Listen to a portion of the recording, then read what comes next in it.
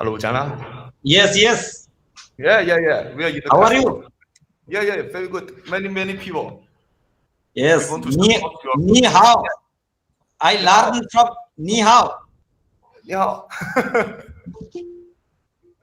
Okay. So we come So to your conference. Yeah. we are about to start our program.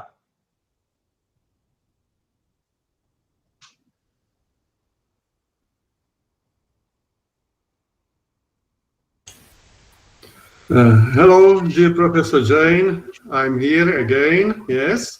Yes, You yes. hear me? My question is if you can record my speech, it's possible? Already record started. Yes, therefore it's possible, yes? Yes. I will Yes, send okay. everything. Therefore, you can send it to me soon. Therefore, we have 3 minutes. Therefore, we will wait and then I start with my speech. Yes? Okay.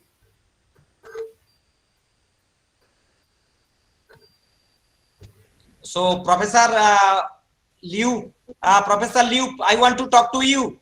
Please unmute your microphone. Please. Yes, I hear you perfect. Yes? Yes, your voice is perfect. Yes? Okay, perfect. The distance doesn't play any role. Yes? I think this 7,000 kilometers. Yes? Okay.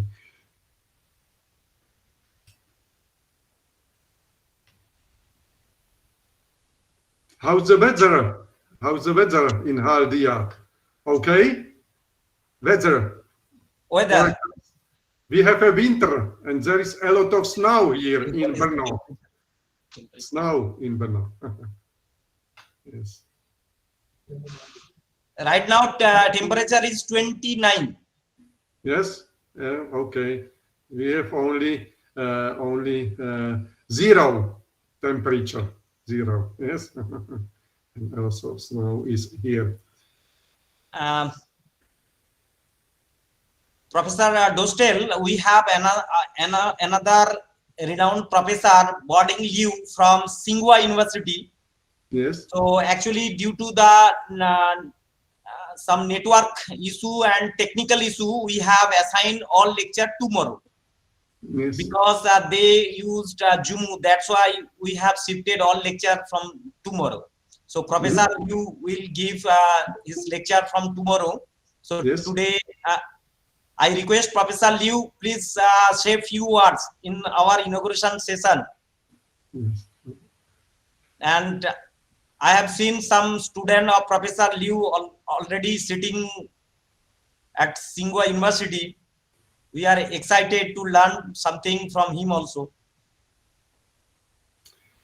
Well, okay, it's for me 9:30. In your country is 2 p.m. Therefore, I will start. Yes. Therefore, good afternoon. Thank you for invitation to participate in your webinar on linguistic machine learning and uncertain theory. Sir, please wait. We will start. We will when announce your name, you will start. Please wait. Professor, yes. You please wait. Yes, I will be waiting. Yes. Okay. Please wait. Our co-host will announce your name, then you will proceed. Yes, okay. Madam, please proceed. Okay, sir. Okay.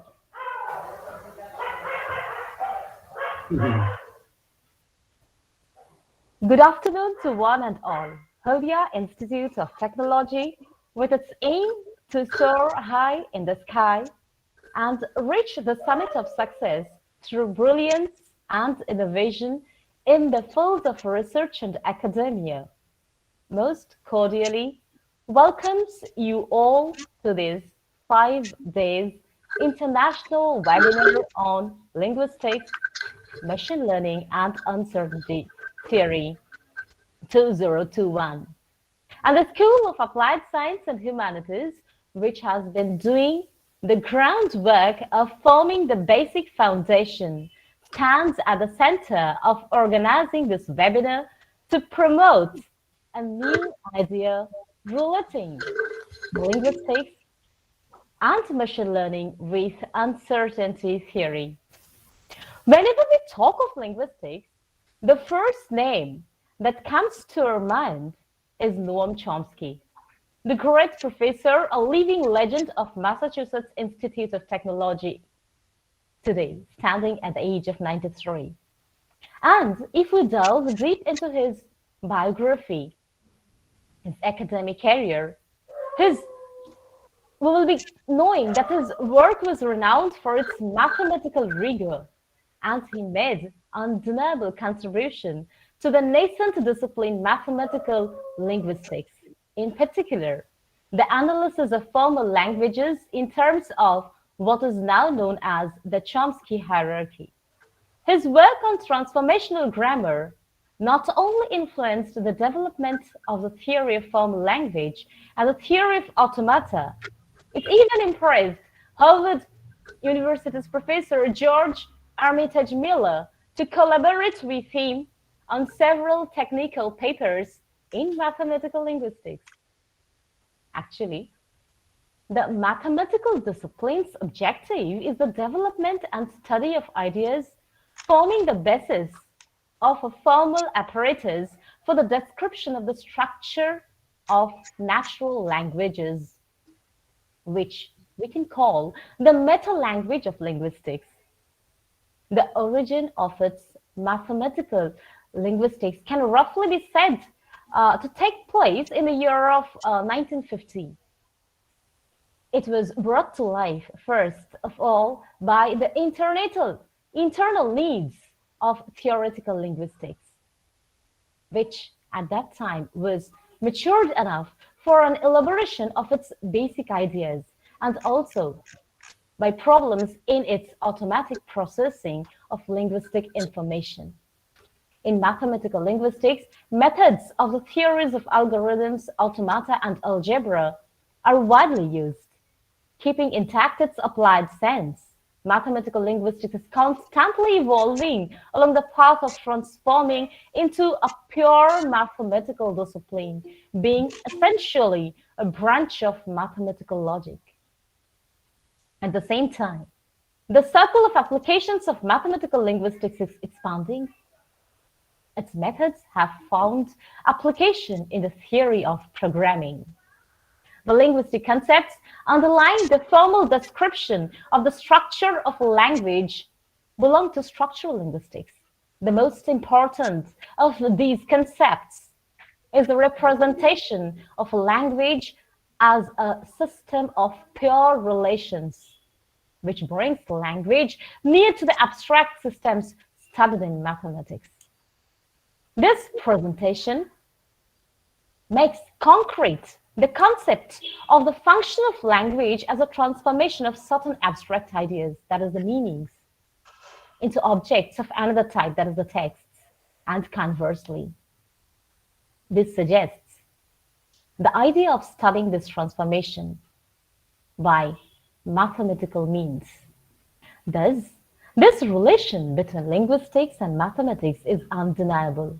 And today, in this age of automation, this computation has become another part and parcel of this study, thereby linking linguistics with mathematics and natural language processing, which includes both machine learning and artificial intelligence. Language comprises mainly two parts, form and meaning. As we think and mean in the underlying deep level, so we get the forms arranged in the surface level. Hence, to get the intended correct meaning automatically, to reduce human labor, machine learning intervenes. However, language is said to be the vehicle of thought, and this thought is ever-changing and meandering, therefore, often having multiple interpretations.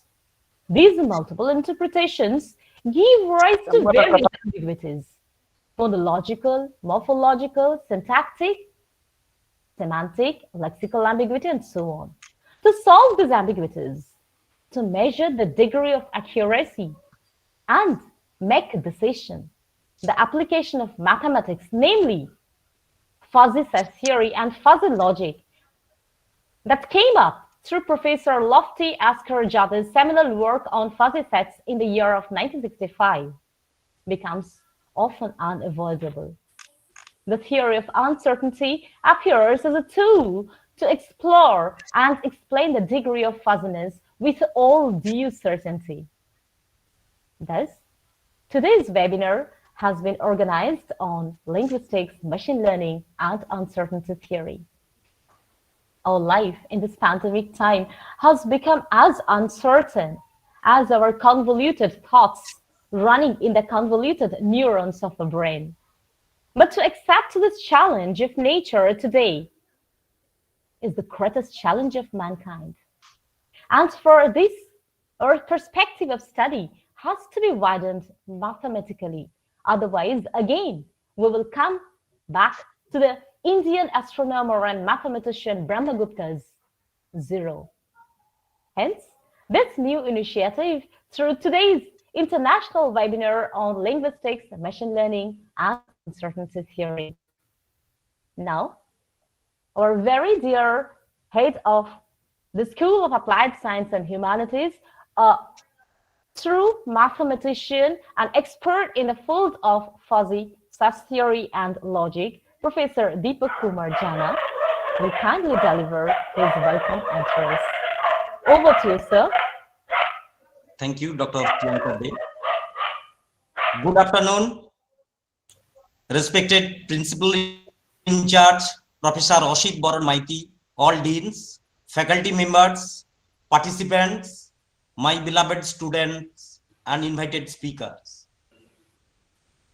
I once again welcome Professor Peter Dostell, Brno University of Technology, Czech Republic, Professor Boding Liu, Tsinghua University, China, Professor Ivana Stegar, Papua, University of Novi Sad, Serbia, Professor Roman Shenkarik, Thomas Bata University in Jelling, Czech Republic, Professor Jin Penge, Hangang Normal University, China, Dr. Zuzana Zankova, Brno University of Technology, Czech Republic, Dr. Moti Ziling, Ariel University of Samaria, Israel,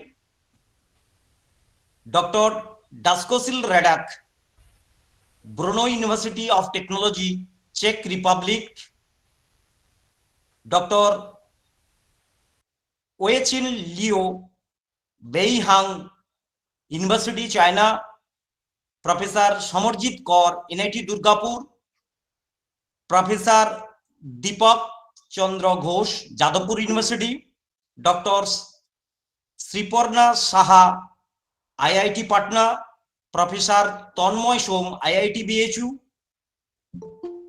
Dr. Mandira Sinha, IIT Kharagpur.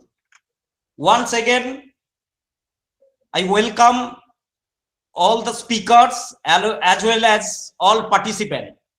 It gives me immense pleasure to welcome you to this 5 days international webinar on linguistic, machine learning and uncertainty theory 2021 from 14 December to 18 December 2021, organized by School of Applied Science and Humanities and Department of Computer Application, Haldia Institute of Technology, with collaboration with Department of Applied Science, Maulana Abdul Kalam Azad University of Technology, briefly it is called MAKAUT, West Bengal, India. Now, I would like to deliver few words about recent trends on linguistic, machine learning and uncertainty theory. The main goal of linguistics, like all other intellectual discipline, is to increase our knowledge and understanding of the world, since language is universal and fundamental to all human interaction. The knowledge attained in linguistics has many physical applications. The purpose of machine learning is to discover patterns in your data and then make prediction based on opening complex patterns to the answer business questions, detection, analysis, trends, and help to solve the problems. Uncertainty theory is a branch of mathematics based on normality, monotonicity, self-duality, countable sub-additivity axioms.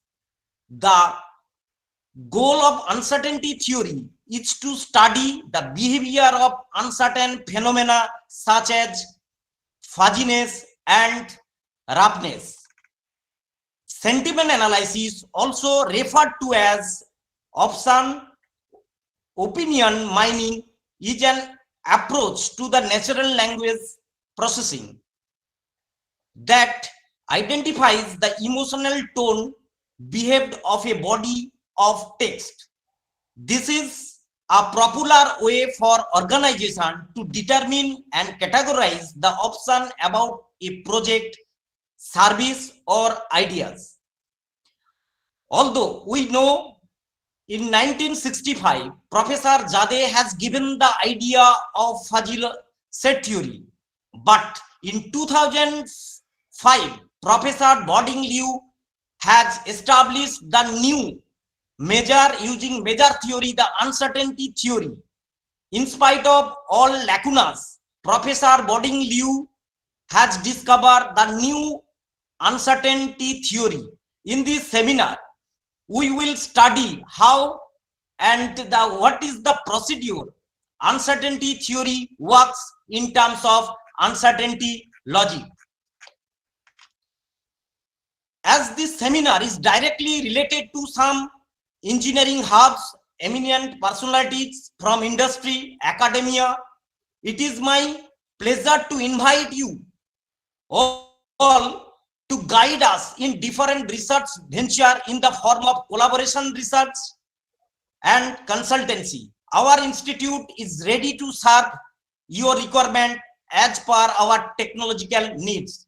That's why we have taken initiative and organized this international webinar on linguistic, machine learning, and uncertainty theory 2021. Thank you once again for joining this conference. Over to convener Dr. Priyanka Dev.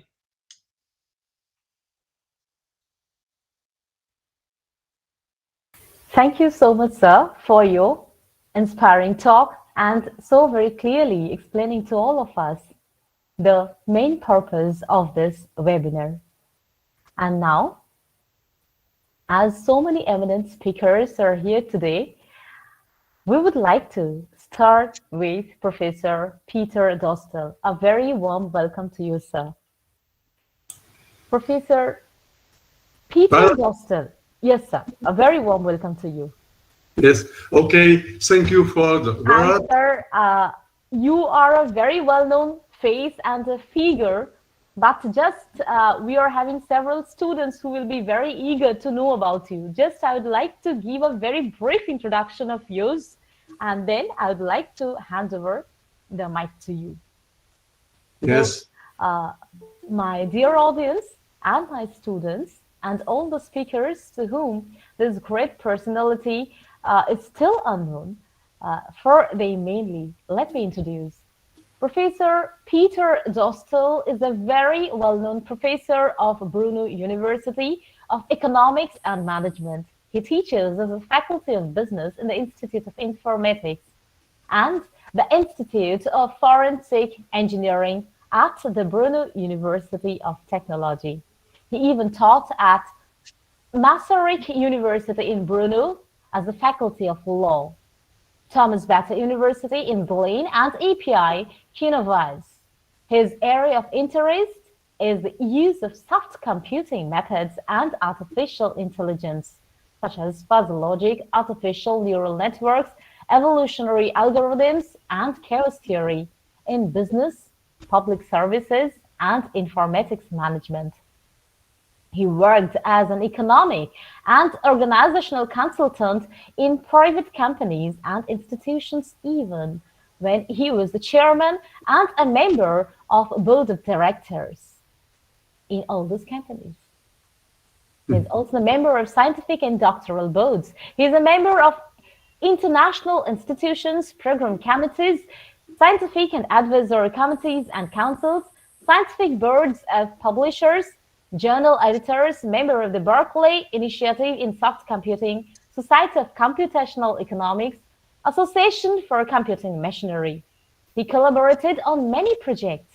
He's API developer. He has lectured at various universities at home in Europe, the USA, Africa, and Asia, namely Nottingham Trent University and Cairo University, Dominican University of Chicago, University of Kathmandu, that is Nepal here, Ariel University in Israel, and TCU University in Taiwan.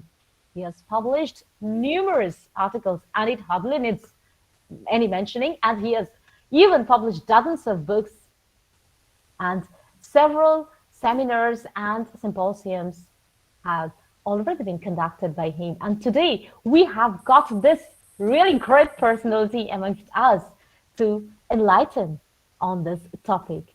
Professor, now the stage is yours. Please enlighten us on this topic. Over to you, sir.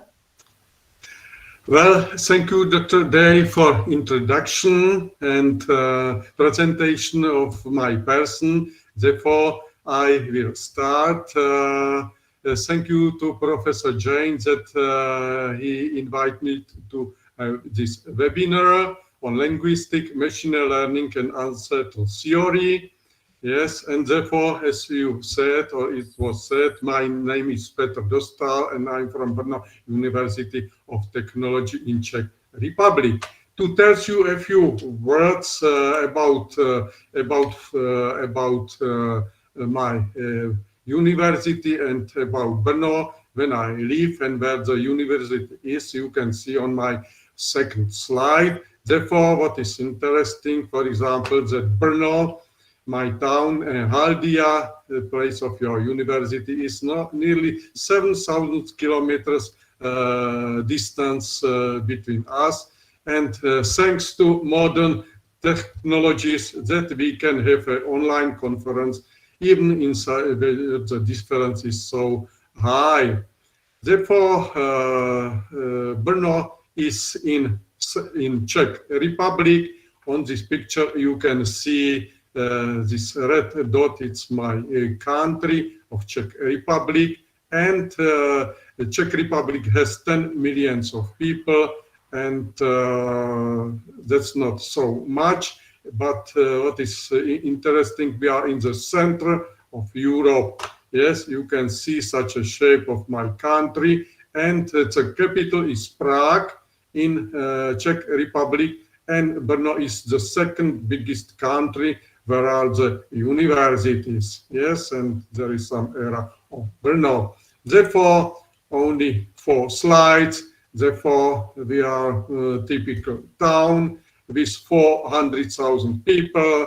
We have castles, we have churches. Yes, you can see building of the main station, and very famous for is that Brno International Trade Fairs, which were known in many countries, and many exhibitors come to Brno, present their products also in India and something like this.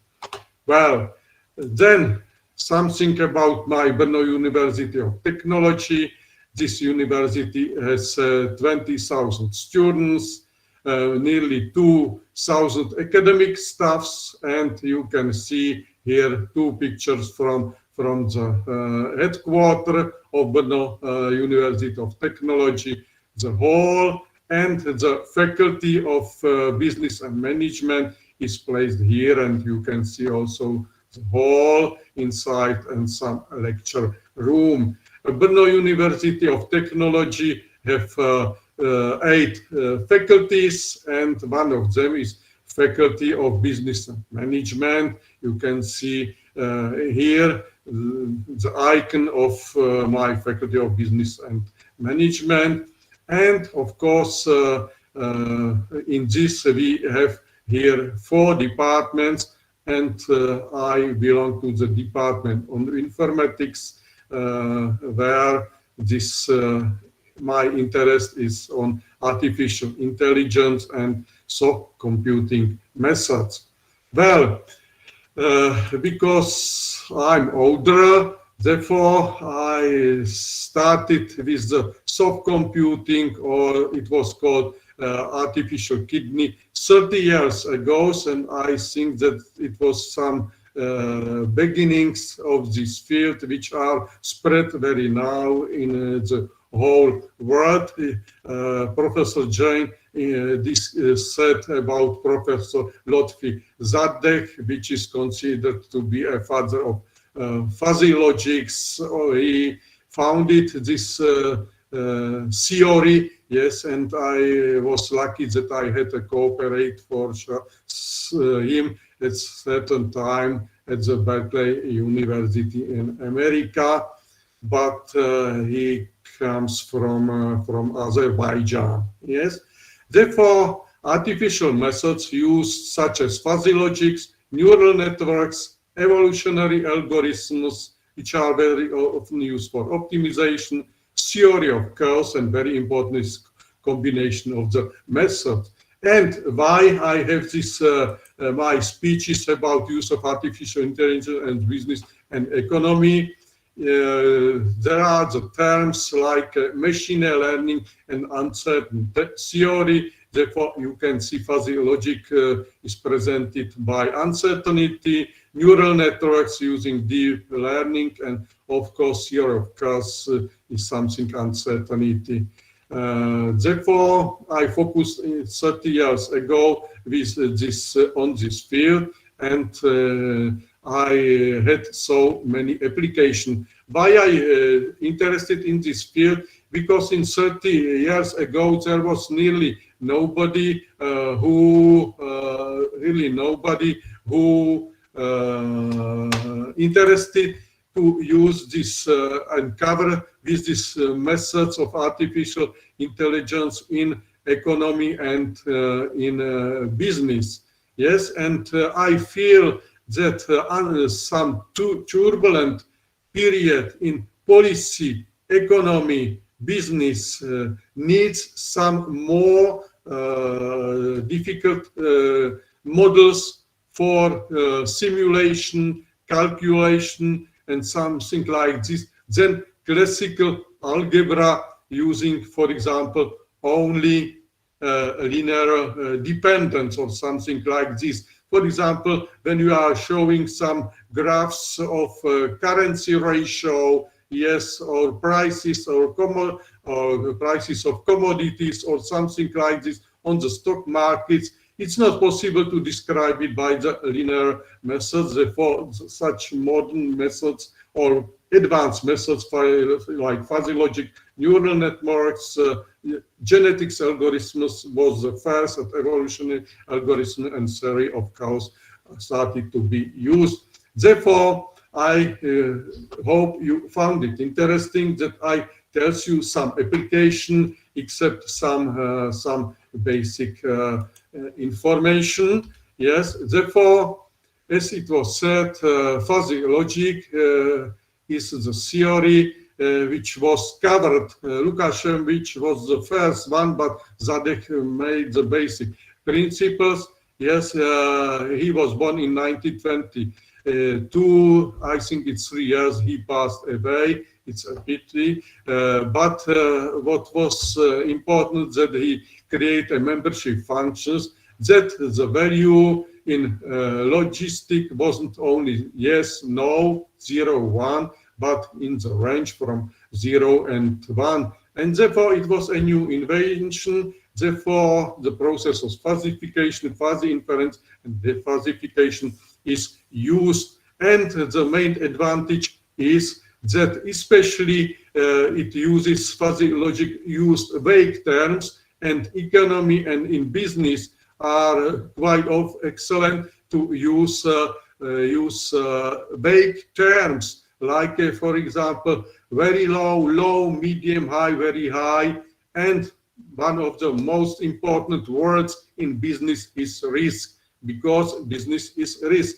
And how to evaluate the risk? We have now some device who can measure the risk. Like, for example, that the temperature of the body is 37 centigrades. Therefore, it's much better when we will be using vague terms. Therefore, I focus on the theory, yes, and it's quite common when you in fuzzy logic use inputs, several inputs, and some outputs. It's done by the falsification and defalsification. But in some case, falsification means transfer some data to vague terms, and defalsification to return into some values. In some cases, we use only these fuzzy rules when the inputs are directly vague terms, like this very low, low, medium, something like this, and outputs is only some vague terms also. The classical membership functions are lambda, p, s, z, but we have better experiences when we use smooth types of membership functions, like the Gaussian shapes, bell shapes, or something like this using in economy. And therefore, for the students, the most simple example is, for example, in the banking, when it's quite clear the rule, when you want to gain a loan from the bank. Therefore, if there will be on the input low income and you will have low property, therefore it's quite clear that the loan will not be to provide to you. And vice versa, if you have high income and high property, it's quite clear that the mortgage loan will be given to you. Therefore, it's simplest model, but you can imagine that usually there are 30 inputs when you are search for some money from the bank, and therefore it's not so easy. But the output could be to loan provide or not as only yes or no. Therefore, it's some explanation why fuzzy logic in economy, finance, and business has an advantage. Therefore, I have some examples which we prepared with the students, which we used for some firms, or some applications which was presented by some banks.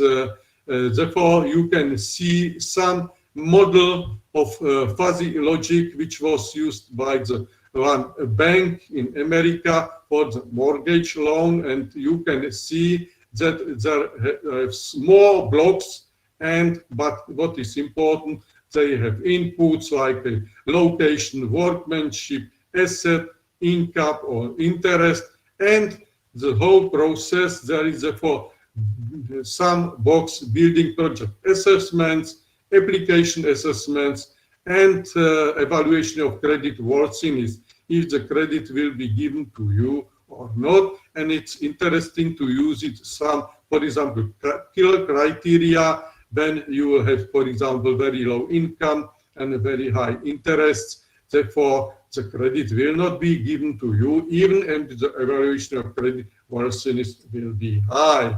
Therefore, one from the application is fuzzy logic, is in the bank for the evaluation of the credits, loan, mortgages, and so on. Another application you can see, which I did with Dr. Moti, who will participate also from Israel. It's evaluation of cyber risk management. You know that cyber risk management is very, very dangerous, that firms, companies, even state can lose many money because of cyber risk management. Therefore, we create a simple model for the inputs, and then, for example, what is important, firm time, firm size, sector, and so on, which if it's under regulation, some company or not, and for example, methods of quantitative cyber defense methods. The output in this case is, of course, financial losses, which can cause that the company, hospital, or something like this hasn't do their activities because their computers are blocked or something like this, and also the number of attacks. I think you saw some maps of attacks from in the whole world, cyber attacks on companies, hospitals, or something like this. Therefore, it's great danger. Therefore, this model can evaluate from some inputs. It's a simple model also to evaluate how high is the cyber risk management danger. Therefore, output could be, for example, that the danger is high, medium, low, or no danger, depending on the firm types. Yes, of course, it will be prime firms or public firms. If it will be small firm size, yes, it will be in sector of military, sector of health, sector of policy, and of course in sector of some producing products and so on. Therefore, another application of fuzzy logics and advantages in business, cyber risk management. Well, another application is which is very complicated, is a prediction. There are prediction, it creates time series, generally time series, yes, or some environment when you will be evaluating on the stock market, if share, it could be share, commodities, gold, silver, or for example, corn, maize, or something like this, or currency ratio, like for example, dollar, euro, or your currency with European Union, euro, or something like this. Therefore, there could be, for example, evaluation, prediction, if to do some activities on stock market, if to buy commodity, share, currency, or sell it, or to do nothing. For example, you can see here volatility. Therefore, when you search time series of, for example, crude oil price, you can see, or some currency, you can see if there is a low volatility. There is a disadvantage when you operate on the stock market, that the low volatility can give you low profit, and vice versa. If it will be high volatility, in this case, you can earn a lot of money. But there is danger. If there will be high volatility, you can earn enough money, but on the other side, when the model is not well tuned, in this case, you can lose the money. Therefore, these models, you must be very careful when you want to implement the model in practice, and because this process around the environment, yes, which is done by the policy, economy, and so on, by the whole world, is very complicated. Therefore, it's an advantage to use not only classical fuzzy logic, one type fuzzy logic, but also two type fuzzy logic, yes. And in this case, there is some example. We cooperate with Professor Jain also on this topic, with two type fuzzy logic, which is two-dimensional. In this model created only on interval. Therefore, you can use not also up and down limits of membership functions, and it creates such a misty shapes of two fuzzy logic surface model. Now, Professor Dostell, 1 minute. Excuse me, Professor Dostell.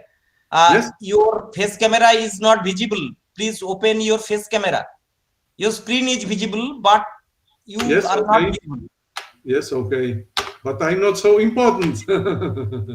Yes, okay. All are important. Yes? Actually, Okay. we have 400. Now it's okay. Yes, okay. Well, thank you. Actually, in this seminar, we have 400 participants. All are Yes. following the YouTube streaming. They are following your YouTube streaming. Okay, Yes. please proceed. Go ahead, please, Professor.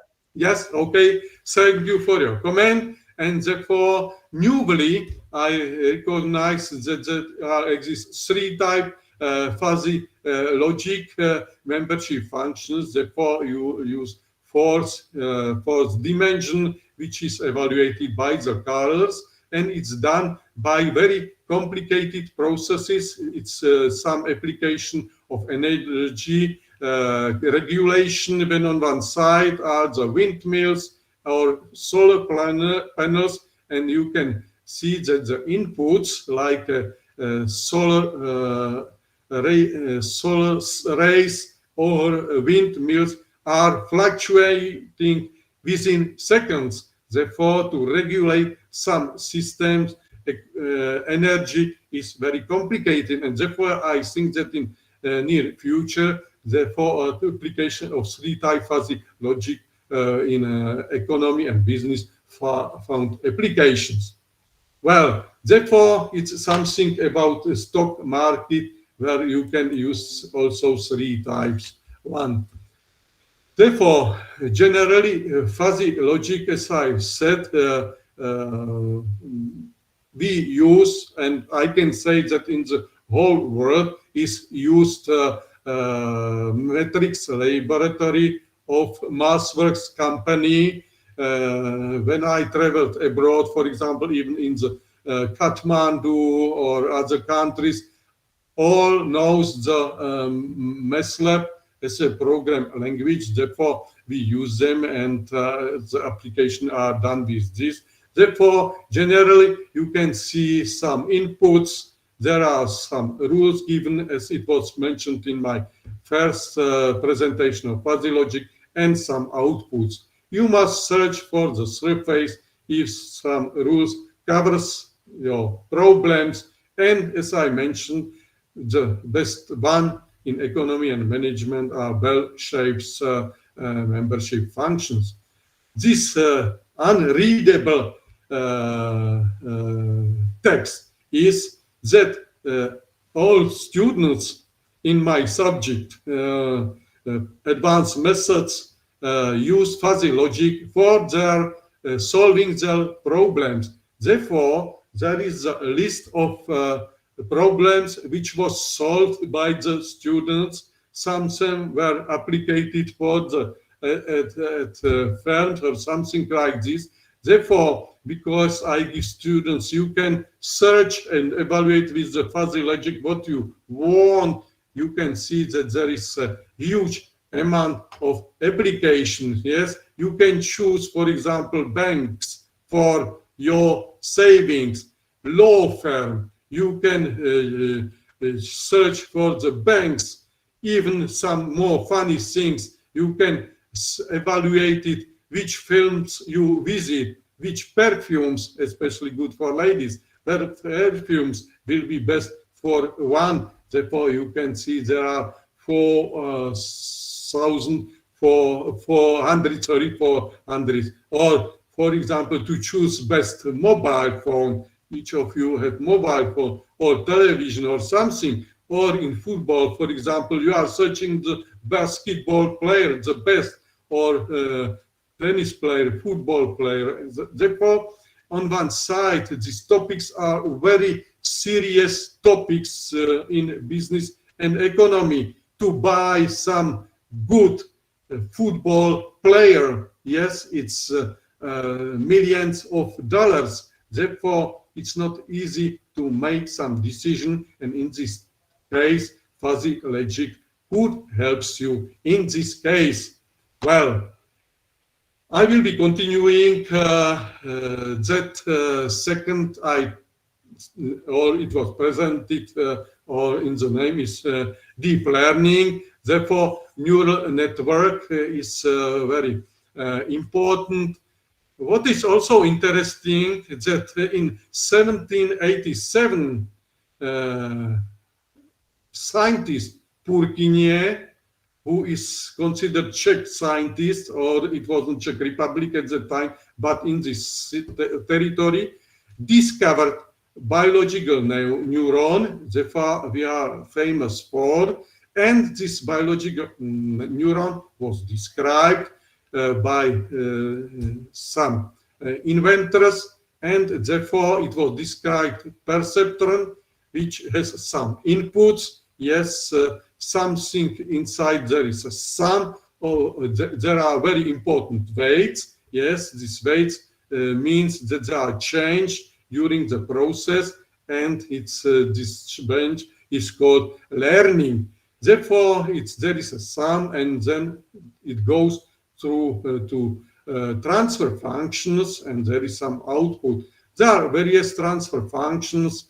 You can see, and they are used in MATLAB terms like Hartlem, because Hartlem, yes, pure line, log-seq, tongue-seq transfer functions. Why are used? Because this biological neuron is described mathematically by these formulas, and it was created into the computer program, and it was discovered that it's excellent for solution. What is interesting, when I started 40 years ago, there was known only perceptron, and for 10 years there was stopped search because they didn't know how to solve mathematically more complicated problems, so-called separated. There was certain multiplied separated problems. Mathematicians know what does it mean.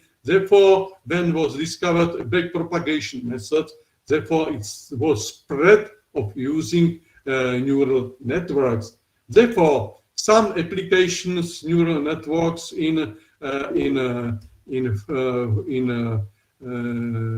by neural networks.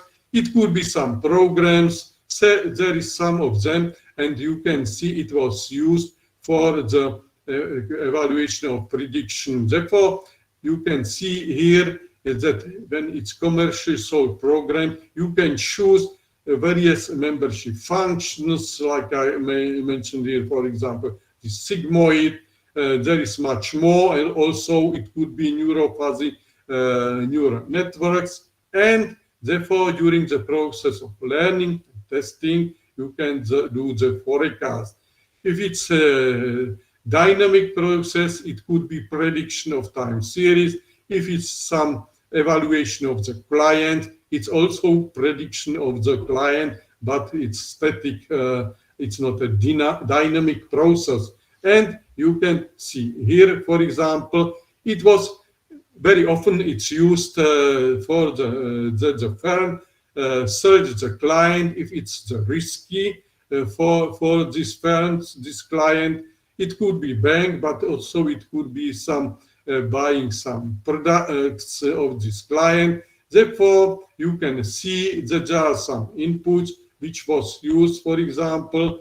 Therefore, inputs is sex, men, women, age, yes, status, marital, single, number of children, income, account, debt, and some other information. Therefore, neural network in this case is learned on previous how risky the client was. The range was from 0 to 100%. Yes, therefore you can see, and it was tested in this case that the third client was evaluated, or it was a new client, and it was evaluated how risky is this client. Therefore, it could be automatic process. Therefore, if you have some order from email, it could be automatically evaluated if this contract will be signed or agreed from both sides. Therefore, it's B2B some process of buying and selling. Another application here with the model is here, and you can see here that there is some table which represents it's the price. It's in Czech cena. There is a price, yes, and it was in thousands of libras, and there was description of real estates. Therefore, it was neural network was trained, and therefore new real estates which was evaluated by some company. The model neural network suggests the price of this. Therefore, there are simple things when I have on mind now, for example, that deep learning is used now and very well used, for example, self-driving cars. And therefore, you can see here applications. Other small one is, for example, prediction of the sale. It was prediction of it was a small kiosk. He sells the rolls and breads, and because it was on the seashore, therefore, what was the input? If it will be rain, therefore, no people will be on the seashore. Of course, temperature, and day represented by 1, 2, 3, 4, 5, 6, 7 days of the week, because on Saturday and Sundays there were more people and something like this. Therefore, this prediction was used for next day. Therefore, what does it mean? For example, if the prediction is perfect, but it's not fully perfect, but when you produce more rolls, it means that you have a lack, because you don't sell rolls, and this rolls goes into the waste.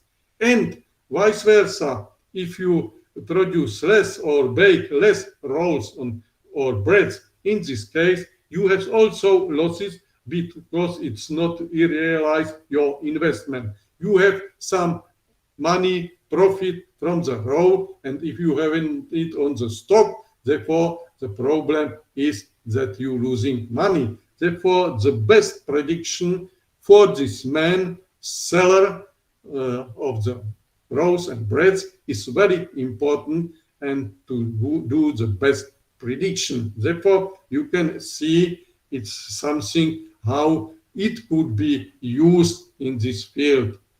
Well, neural network is like a deep learning or something is very important, like clustering.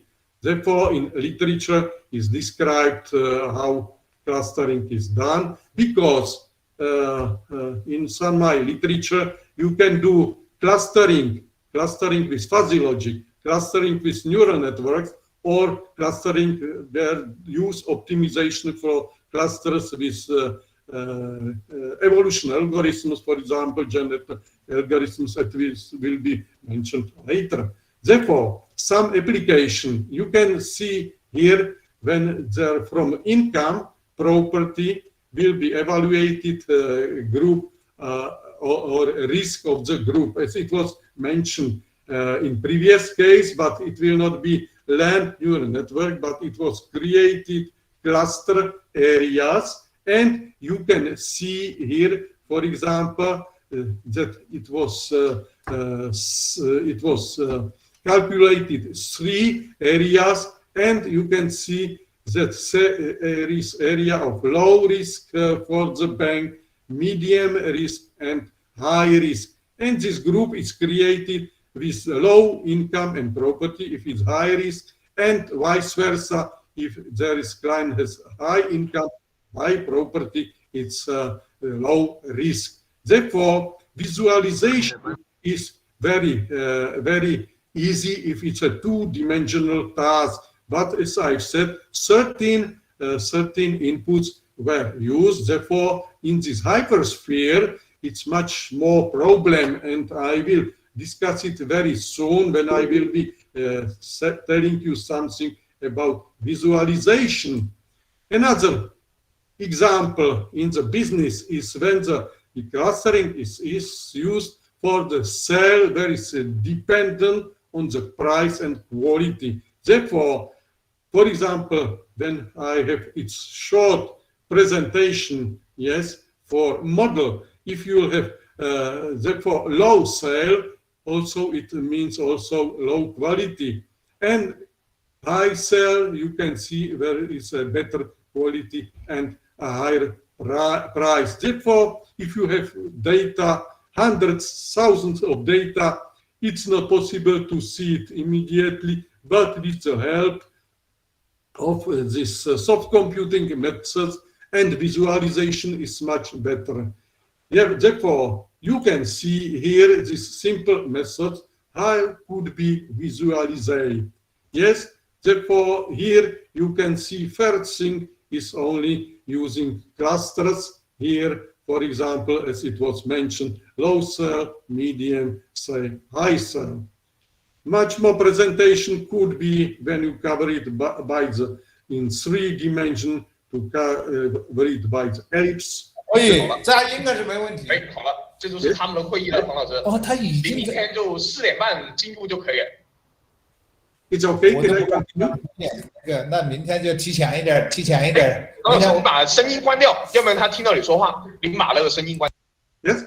Okay. I will be continuing. Therefore, you can see. Therefore, when we created some 3-dimensional virtuality, therefore, here these values you can go 那没问题了， through this graph. Yes, and here you can see even to use modern, I said modern methods of presentation of the results. Therefore, you can see how high is the amount of the cell and something like this. Therefore, it helps you, and you can use, like here, you can use 3-dimensional mouse, and you can go to go inside the graph.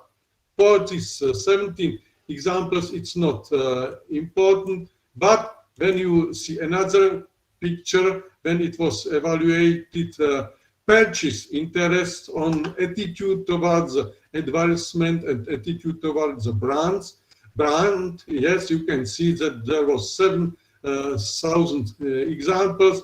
Therefore, it was used clustering for this, and then you can search each item, each product, how it's evaluated. Therefore, it's advantage of visualization. Well, therefore, there are some classical methods. You can see prediction of US dollars to Czech currency, and to do the prediction. Of course, it's very important because you can lose when you pay some invoice to different currency than you have. Therefore, you can lose or make a profit from the currency ratio that you do it immediately, or, for example, invoice usually is 14 days. Therefore, 14 days later will be better price to, for example, say to do the financial transaction. Yes. Another here, if you are doing on a stock market, you can see that there is a prediction of Nasdaq. It's an index, American index, and therefore you can do the prediction. Well, I can say it was something which could be easily could be done, simple method, but now more and more applications are used. Therefore, we try to do, for example, to use deep learning. Therefore, we transferred time series on such a pictures. Yes, it's just the scalograms, and by the deep learning scale, the scalograms from various time series was calculated, and you can see the result of confusion matrix, for example, on the share of Apple. Therefore, that the price will be go down, fall. Therefore, and it was true, was in 246 pages. Therefore, it means correct prediction of fall.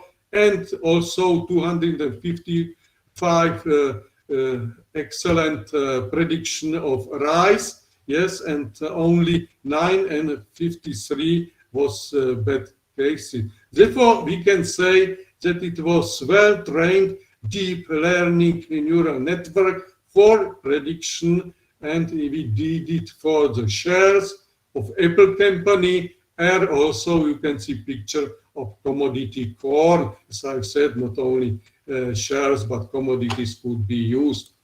Well, another application could be churn analysis. Therefore, there is some learning of model, deep learning on churn analysis. It means you are interested, you are a big company, you have millions or hundreds of thousands clients. Therefore, you must search for those who want to leave your company, especially when you are using email, are used buying with the help of email electronically. Yes, therefore, in this case, it was do some calculation, and therefore it recognized, for example, that client number 8 is could be leave the company, and you can do some activities. Therefore, it's connected with neural networks. Genetics algorithms.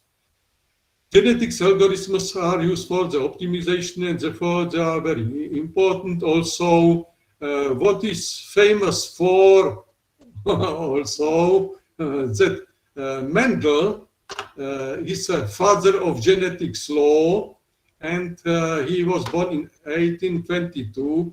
Therefore, Brno will be celebrating 200 celebration of Mendel, who was the scientist, inventor, something like this, who used the plants, seeds here, therefore, and he discovered processes of selection, crossover, and mutation.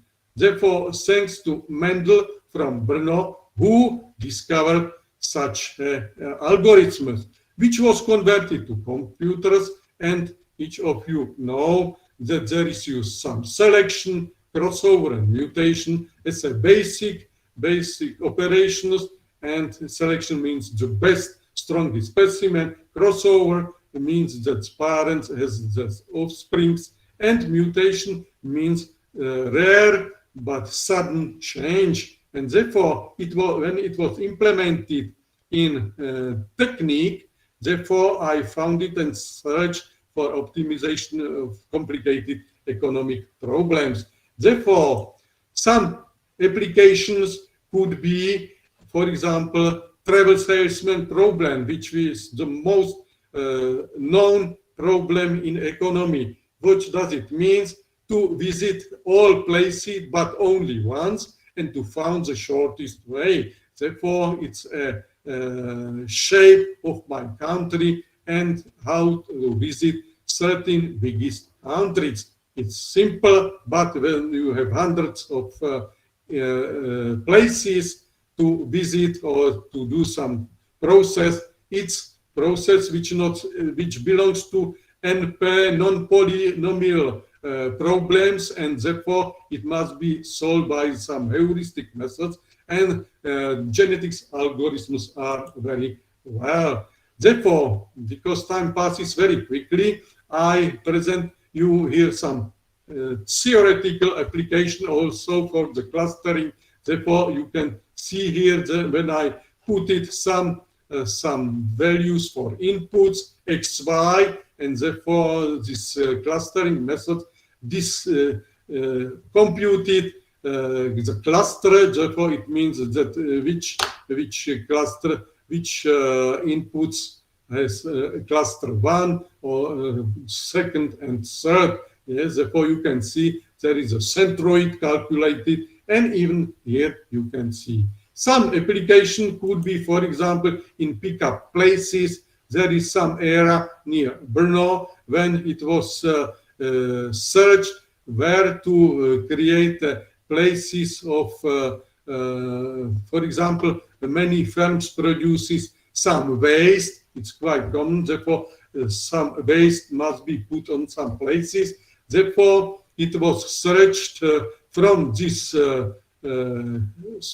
firms where place will be created. Yes, and of course, optimization was also the distance where this pickup place from the places of firms producing some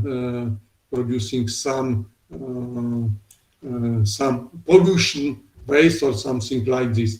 Very well application had also, for example, some students, you can see also Czech Republic, and because now it's electric mobility, therefore he has data from the traffic on Czech Republic, and therefore he create calculation where is the best to build a recharging station. Therefore, also it means in economy you have two main important things: optimization. To optimize on the maximum is the profit, and to minimize is the costs. Therefore, profit, cost, it means optimization on the maximum or minimum.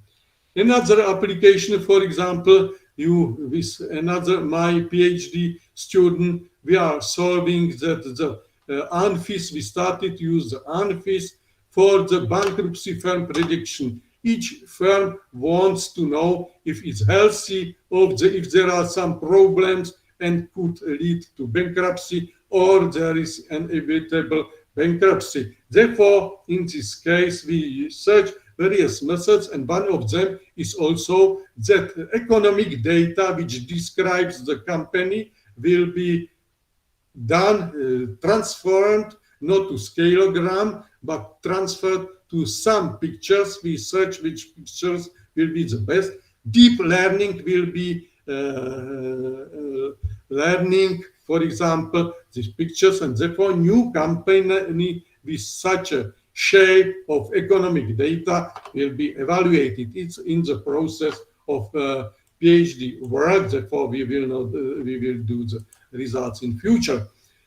Therefore, combined models, when you operate on the stock market, therefore you have many inputs. Therefore, there is some output of which covers all methods from technical analysis, from psychological analysis, for fundamental analysis, for inspiration or something like this. All data are converted into such a fuzzy model as a top of the model, and then it gives you signal if some commodity shares. Here it was a title, Microsoft share, to sell, strong sell, hold, buy, or strong buy. Well, and of course, theory of chaos also in economy plays important role. Therefore, you can see that feedback is very important. For example, here I have a stock market and investment. Therefore, how high is the price? Low, high. Therefore, investors do the buy or sell, and investors' orders influence stock market, and therefore it's something process, which means some fluctuation of price. It means time series, and here you can hear logistic, very famous time series, which looks like a randomly time series, but it's created by the simple methods. And here you can see some example. It's economic attractor in chaos means that the system is stable. Therefore, you can see some ellipses, and inside is the stable. It could be stable, the economy, but it's the problem which values to put into the model to evaluate the state and the stability of the state. It's not bankruptcy of firms like previous, but to use this economic attractor. Here we tested and this Israeli Tamari inventor, therefore attractor, which has some economic inputs, yes, and some evaluation was done. Therefore, it's some application, and because I focused on technical areas like self-driving cars, but on the other side, self-driving cars is also business and economical problem, because when the self-cars will be used, therefore it will save driver, yes, and such optimization of route also brings a lot of saves a lot of money. Therefore, another application you can see here, for example, which was done and was used for the field, but also you can see here that you can use neural networks in medicine, therefore in healthcare. It's not my topic, but I follow it because everything is connected with everything. Therefore, then you have some inputs, and therefore, it diagnosis gives you if some positive, negative is something like this. By the way, of course, with my postdoc student Zuzana Yankova, we did a simple wrote a simple fuzzy model for prediction of COVID situation. Yes, but it needs a lot of values. It needs a lot of much more precise model, maybe 3 type membership functions. Therefore, we have some idea how it could be solved. Also, it could be used in music. Therefore, in music, it's evaluated, for example, that new music is created, that deep learning is used for learning some Bach or something, some composer, and then do them. Therefore, we can say prediction, but new composing music is done. Therefore, it was interesting and tried, and therefore some sound was very interesting. Well, and for example, in art, you can search that there were tens of thousands old paintings was put for the search training of deep learning, and therefore it was discovered that from various painters from various periods have similar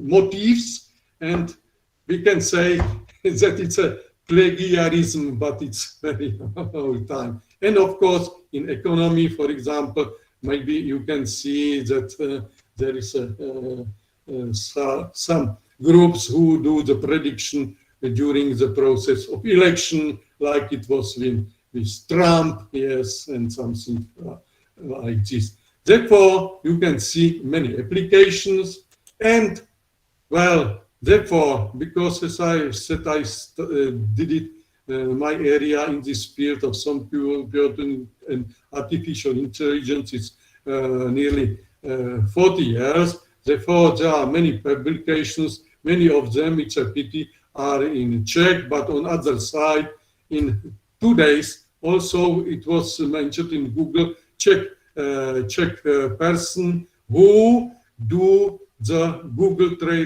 translators, prepare Google translators. Therefore, you can see it's nothing that the neural network is trained from the translators from India to English or something like this, and therefore such trained could be used for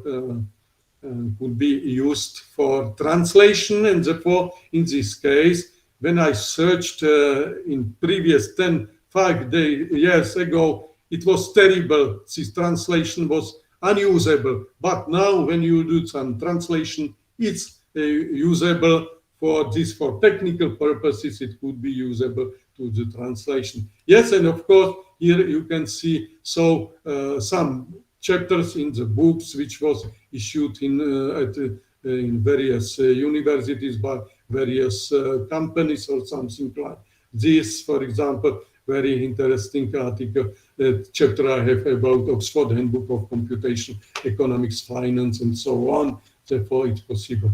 And my last picture is past and future in business and economy.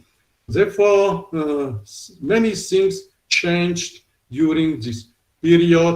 Therefore, you can see it was a pleasure that for me that I had the possibility to have a short cooperation for Professor Azad from Berkeley University, and I've met him in Europe. It's nearly 20 years, yes, therefore. And therefore, how is it now in future business and economy?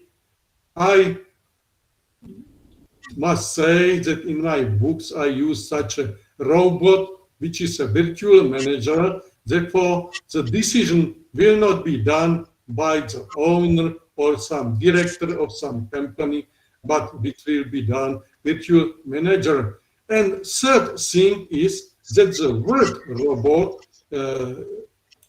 was created for the first in the play of Czech writer Čapek. Therefore, also robot, I think you use it, robot also. Therefore, in this case, I think it will be done everything like self-driving cars. It will be self-managed factory, yes? And which terms are very important: artificial intelligence, NP hard tasks, non-polynomial work, soft computing, fuzzy logic, neural networks, evolution algorithms, deep learning, machine learning, optimization, quantum computing. Therefore, I tried to solve it's in beginning, but it exists an application of solving or travel salesman by the quantum computing. And you are interested in quantum computer, you know that the solution will be nearly immediate. Therefore, even when we are using some heuristic methods for quick evaluation of optimization, it will be much quicker in quantum computers. And not about 3 months, I read an article that new photonic,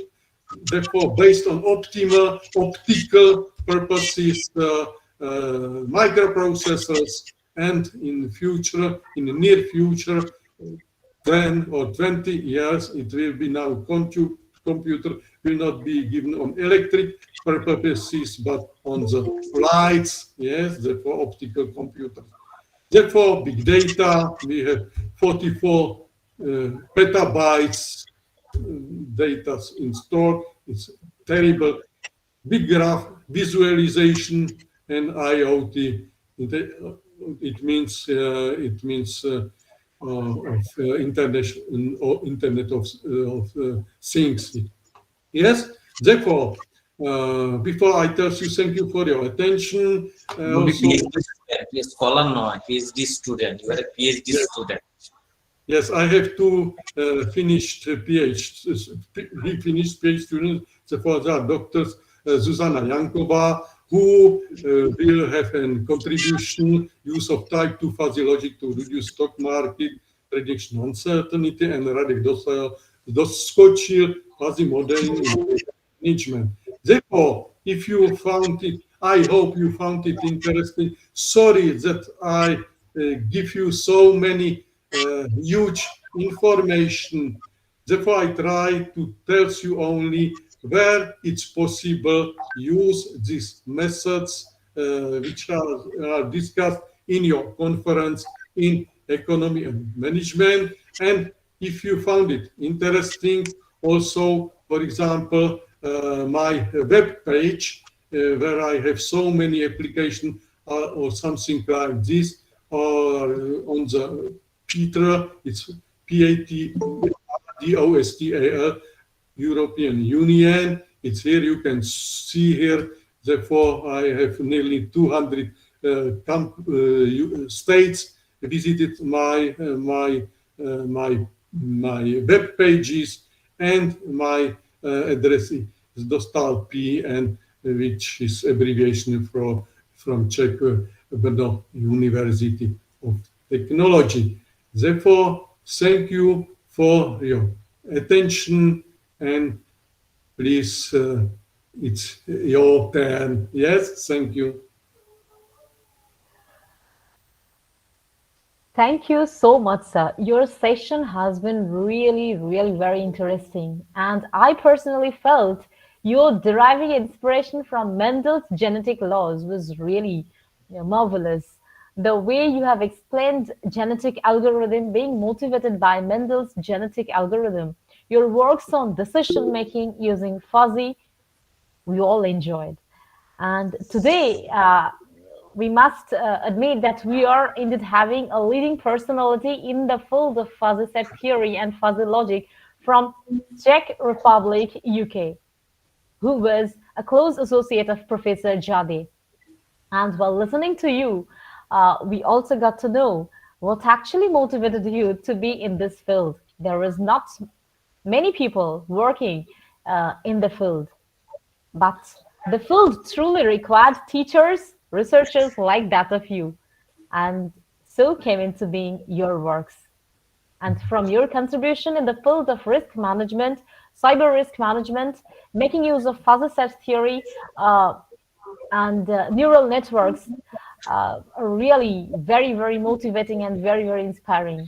What we find is that your works in the field of economics, business sectors have direct contribution to the society, which is the dire need of the hour today, and should be the aim of all research works.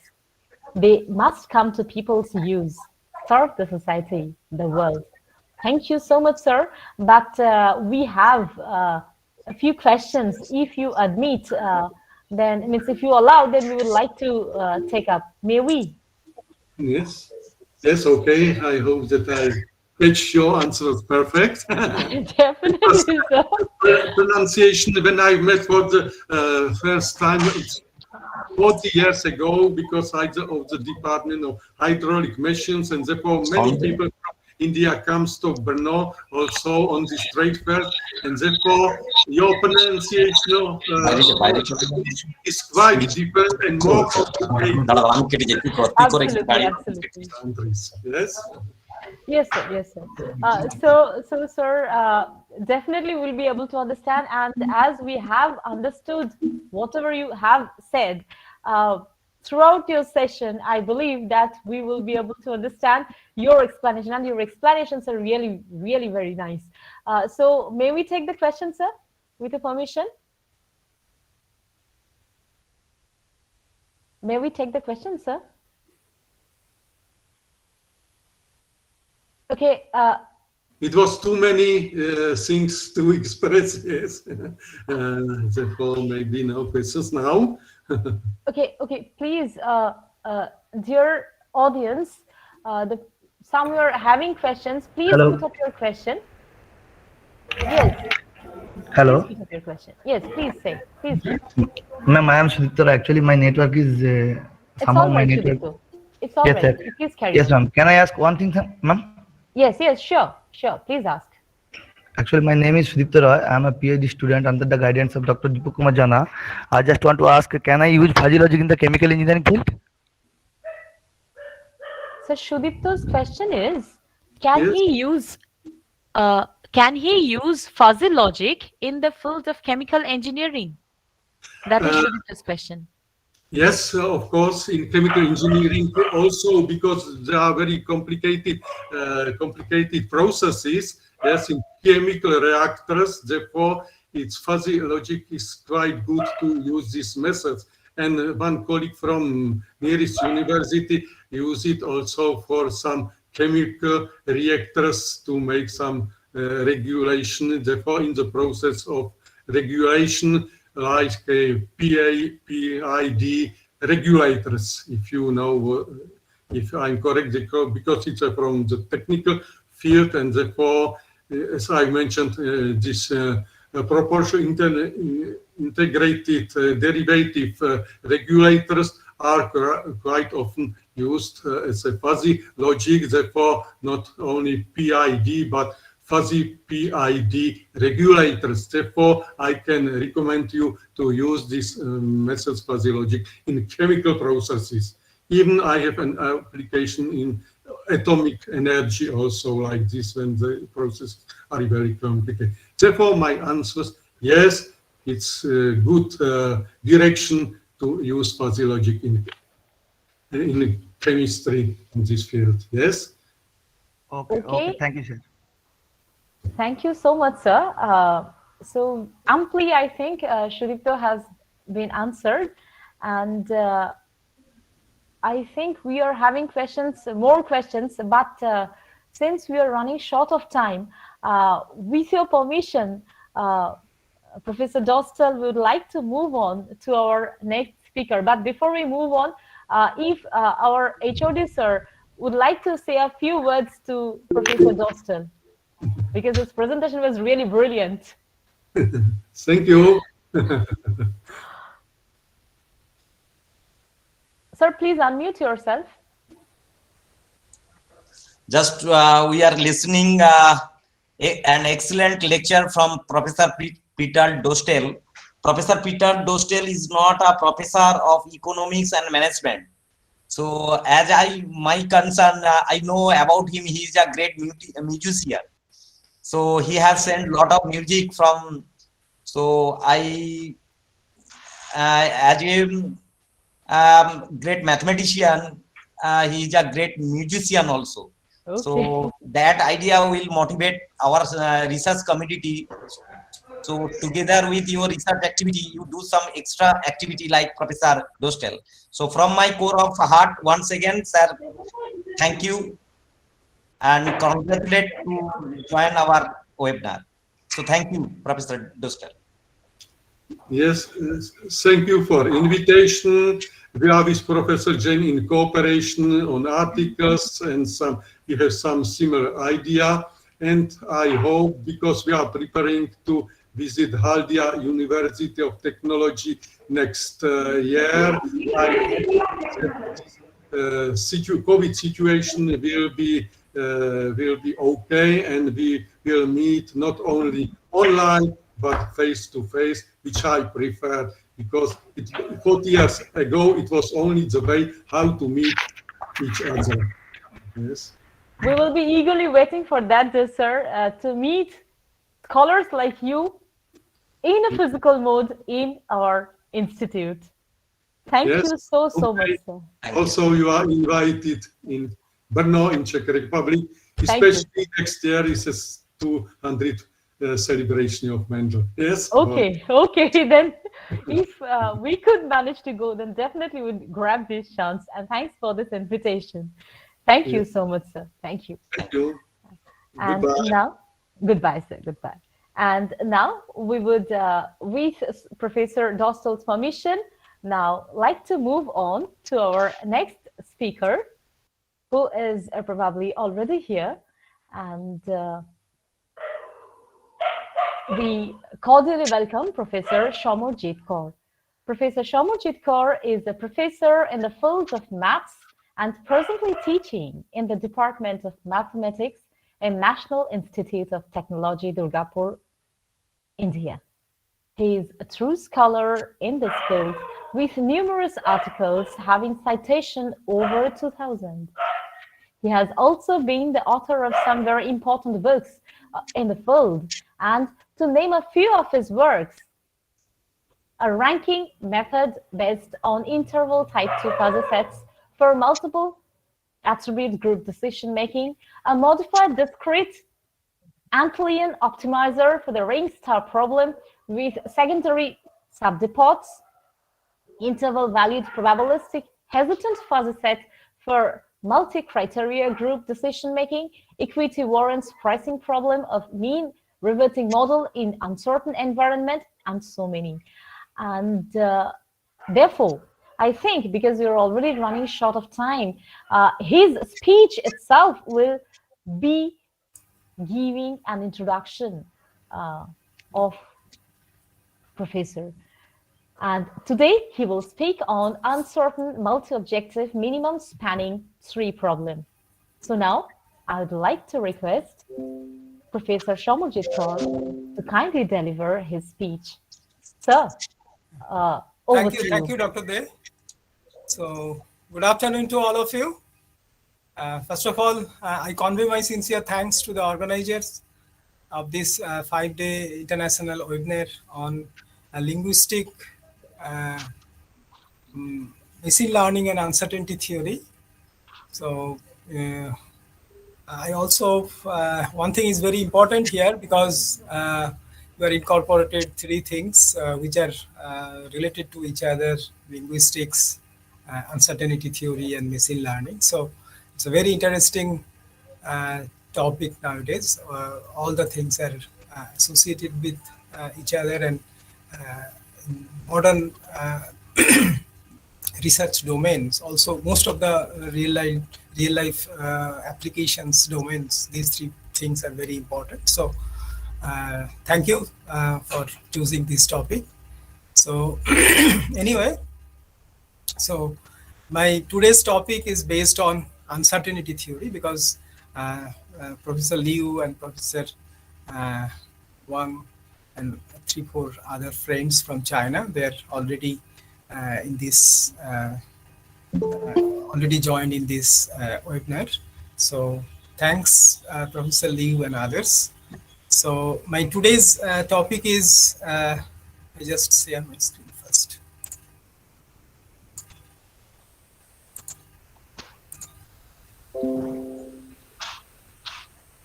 Is it visible? Yes, sir. Yes, sir. It's coming. Okay. Yes, sir. It's So my today's topic is uncertain multi-objective minimal spanning tree problem. So actually here in this topic, we are doing some multi-objective based combinatorial optimization problem in uncertain domain. So basically here we are considering Liu's uncertainty theory that is proposed by Professor Boarding Liu in 2007. And though there are several types of uncertainty-based combinatorial optimization problems are available nowadays, like minimal spanning tree problem, shortest path problem, Chinese postman problems. These are traveling salesman problem. These are very well-known combinatorial optimization problem. And here we are basically try to do some such type of combinatorial optimization problem in multi-objective domain, because though these type of problems are very well known in different areas of lots of applications areas in different research domain, but very few number of work have already been done in multi-objective domain. And also that this in Liu's uncertainty-based optimization problems are not yet considered in multi-objective spanning tree problem. So here our main motto is we develop different types of combinatorial optimization problem in multi-objective domain as well as Liu's uncertainty-based optimization concepts. Okay. So here there are three things. In the first, at first I just gave you some basic idea of Liu's uncertainty, why this uncertainty approach is different from well-known uncertain approaches like stochastic uncertainty, fuzzy uncertainty, and others. And then why multi-objective optimization is important in combinatorial optimization domain. And then what is the mathematical model of minimal spanning tree problem, and how we solve such type of multi-objective combinatorial problems in different algorithmic approaches, and how to transform such type of multi-objective optimization problem from uncertain-based approaches. So there are different uncertainty-based optimization approaches. So we can use such type of uncertainty-based optimization approaches here. Okay. So Liu proposed this uncertainty theory through some axiomatic definition. So what is the uncertainty? This uncertainty actually is little different from this stochastic uncertainty. So similar to the stochastic axiomatic definition, Liu proposed this uncertainty theory by these 4 axioms. So here the first axiom is first 3 axioms are similar to probability theory. So normality is basically the, if you consider the universal set gamma, so obviously its measure equal to 1. And it's always follow the self-duality axioms. That means m of lambda plus m of lambda c is 1. And then countable subadditivity. So in probability theory, this axioms is little different. I think you can understand it. This is countable subadditivity. So that means the measure of whole things is less than equal to sum of the measures. And finally, though he defined uncertainty theory in 2007 with these 3 axioms, and then he presented another axioms in 2009, that is this product axioms. So product of this lambda p, or p equal to 1 to infinity, this measure is basically mean of those. So here it's basically the product axiom, which is known as product. So uncertain, then he defined, parallelly he defined this uncertain variable and uncertain distribution. If J is an uncertain variable, which is defined in an uncertainty space, and this uncertain variable is a function basically, which is from the uncertainty space to real numbers. And he defined the corresponding Borel sets where J belongs to B, this is equal to lambda belongs to omega, and J of lambda belongs to B. This is an event. So after that, he defined the corresponding distribution with this measurable function m. So phi x is m of xi less than equal to x, and accordingly he defined the corresponding expected value of J by this formula. So E of J is 0 to infinity, m of J greater than equal to x dx, minus infinity 0, m of J less than equal to x. But why conceptually this uncertainty? So for doing that, so obviously this uncertainty is different from the stochastic uncertainty and fuzzy uncertainty. So here it might happen some phenomena that can be quantified by uncertainty measure. So this is very important. It is quantified by the uncertainty measure. Then we call this phenomena of uncertainty. How do we verify that phenomena as a quantitative uncertainty measure? So here one simple example is given. So suppose this is from the Lewis book. And so how many students have enrolled for a newly introduced elective subject of the course of curriculum? And assume that the number of students is not exactly known, but in between 7 to 9.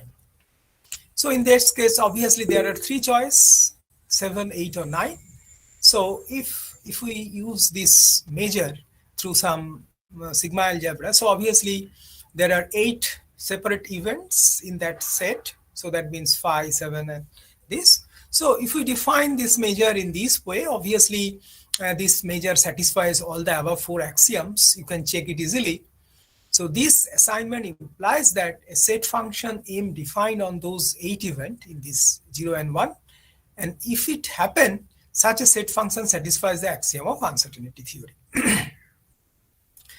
So now why uncertainty arises and why it is different from the probabilistic uncertainty. So in probabilistic uncertainty, obviously for when we deal with any real life problem, if the problem is associated with many historical data, that means enough historical data is available. So obviously the probability theory is the best choice. But most of the cases, the historical data is not available due to the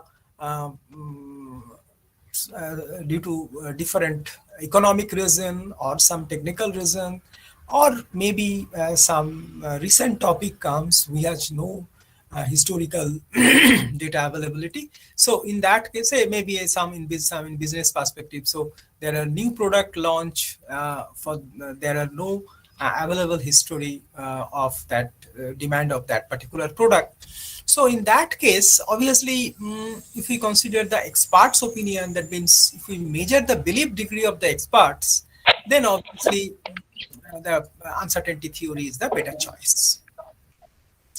So that means here you look, so that already, because this long run frequency is important for probability theory, but otherwise, the basic philosophy of that probability theory, that is that law of large number and central limit theory, there are interesting theoretical elements are there in probability theory. Some noise is coming, I think. So. Okay, please mute yourself.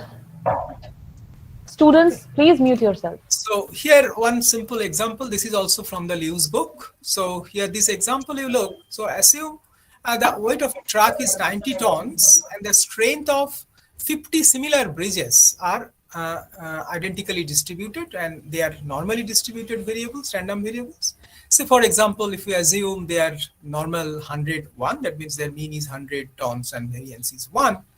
And for simplicities, admit there is only one truck on the bridge at every time, whether the bridge collapses or not. So how to measure the corresponding collapse of the bridge by using probability theory? So obviously, if we assume they follow some normal distribution with mean 100 and standard deviation 1, and by probability theory, it can easily verify that probability of the truck can cross the bridge.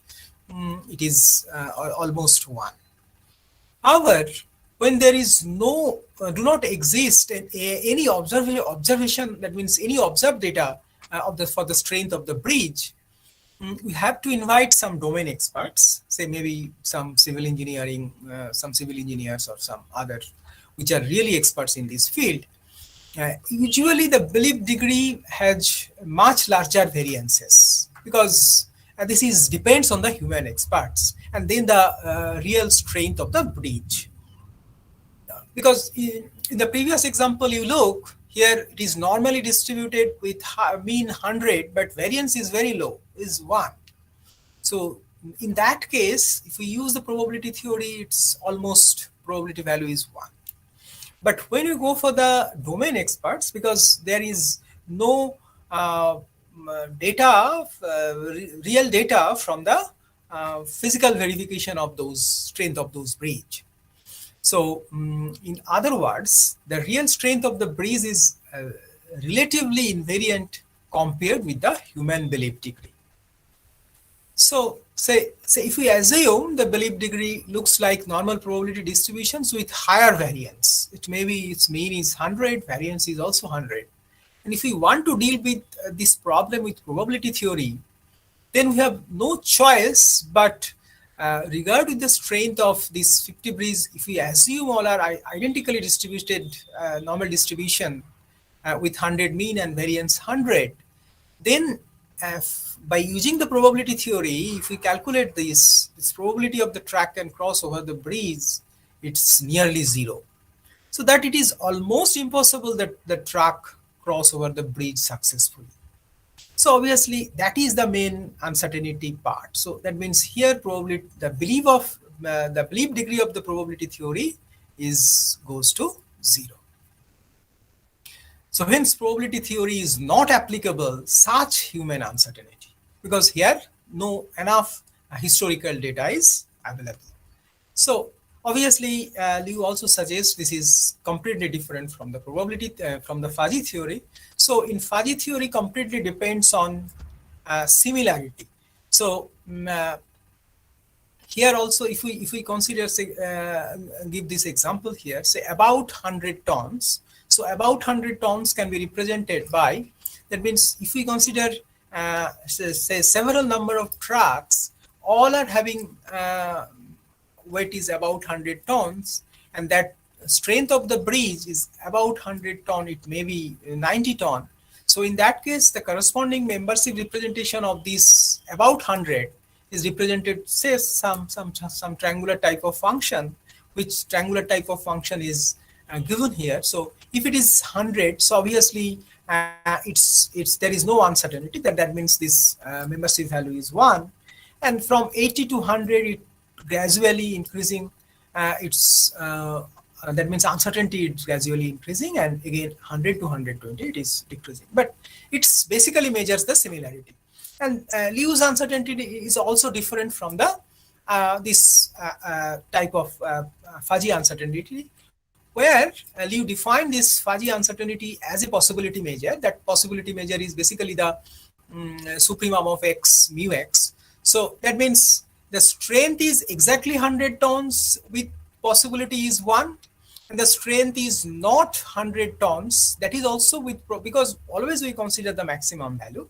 So that means it is not 100 tons, so that then its probability possibility measure is again 1. So that means this is main contradiction in fuzzy theory. So exactly 100 tons and not exactly 100 tons, they are having the same possibility value. But in real system, that not works. So these are some basic background. I think tomorrow Professor Liu has another talk. So I think you may learn this uncertainty theory and its different theoretical as well as application domains that has already developed. Some of developed by Professor Liu itself, and some of his students also developed in so many directions. I think he can describes all those things more elaborately. So here my topic is minimal spanning tree problem, and it is a multi-objective domain, and here we consider the uncertainty based multi-objective spanning tree problem. So there are some uncertainty based minimum spanning tree problem as already developed by different researchers, and those papers are already published in good journals. So at first in 2013 one group, they have published two minimal spanning tree problem. One is based on fuzzy minimal spanning tree problem. Another is both are in fuzzy domain. I'm sorry. Then in 2014, first uncertainty quadratic minimal spanning tree problem has been developed. In 2015, they are also in the same group. They have developed some path optimal condition for minimal spanning tree problem with uncertain age, but we just look all those problems they have considered in uncertain domain, but all are in single objective optimization problem, single objective network problem. So here our main objective is we developed an uncertain multi-objective minimal spanning tree problem that is proposed to minimal here our basically we consider two objectives. One is minimize the overall cost and minimize the time between the pair of vertices. That means say what is the time, maybe if we consider it's a network problem, so how much time is required to from one vertex to other vertex. And obviously here we consider the problem as a weighted connected graph. So obviously it is a weighted connected graph, and we assign some weights. That means it may be in terms of cost or maybe in terms of time, each and every edge of the corresponding weighted connected graph, and that cost are uncertain variable. That means that is Lewis uncertain variable. So here the uncertain multi-objective minimal spanning tree problem is formulated by two different approaches that already I told you. One is expected value model and chance constraint programming model. So basically Professor Liu has proposed these expected value model, chance constraint model first in possibility theory, that means fuzzy based approaches. Then he also parallelly developed this expected value model, chance constraint model, and dependent chance constraint model in uncertainty theory also. So for solving this type of uncertainty based optimization problem, we are using these three approaches: EVM, CCM, and dependent chance constraint problem. So here we consider only these two approaches. To solve this, basically when we develop any uncertainty based optimization problem, it may be in probabilistic domain, it may be in fuzzy domain, or maybe in uncertainty domain. Always the first approach, how to transform these uncertainty based optimization problem into equivalent deterministic problem. So these two, EVM and CCM, are the two approaches to transform this uncertainty based optimization model into deterministic optimization model. So then for solving, once we transform such uncertainty based multi-objective problem into deterministic optimization multi-objective problem, So obviously, how to solve such type of multi-objective problem by using different algorithms. So there are several classical optimization techniques or algorithms are available. Weighted sum approach, epsilon constraint method, and so many other approaches are there. So just here, for the sake of simplicity, we consider one approach. And why we consider one classical based approach? Because if we solve any multi-objective optimization problem by using a classical approach, then always you are getting a single solution. But in general, for a multi-objective optimization problems, always you are getting a number of solutions, number of conflicting solutions, because here in general, the concepts of multi-objective problem is always the objectives are conflicting in nature. So in multi-objective solution,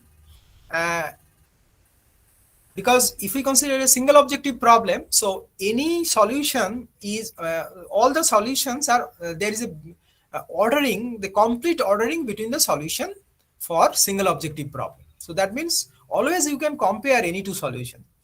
But in the case of multi-objective problem, we cannot compare, we cannot order the solutions. That means we cannot say one solution is better than other.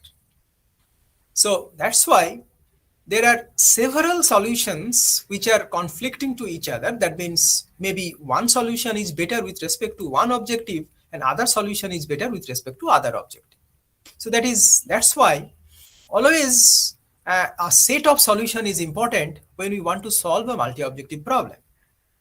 But why we consider at least one classical based approach? Because we have to check that solution actually satisfy the solution of the set. That means that solutions always belongs to the non-dominated set.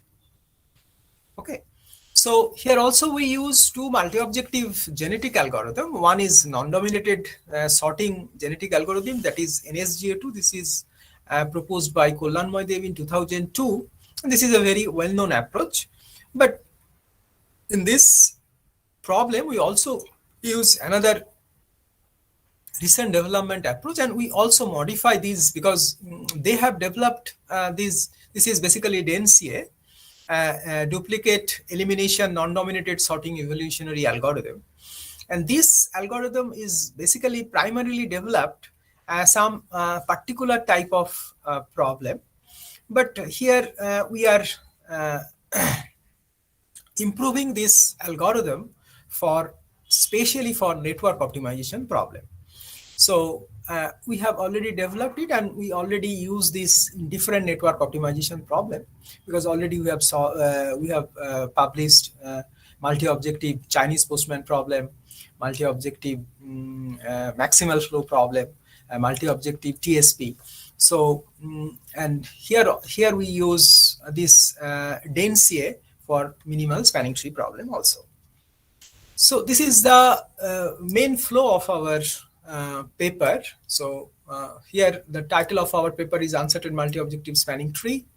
So we use two different approaches, expected value model and chance constraint model, for transforming that uncertain minimal spanning tree problem in deterministic problem, that is Cripps equivalent EVM and CCM problem.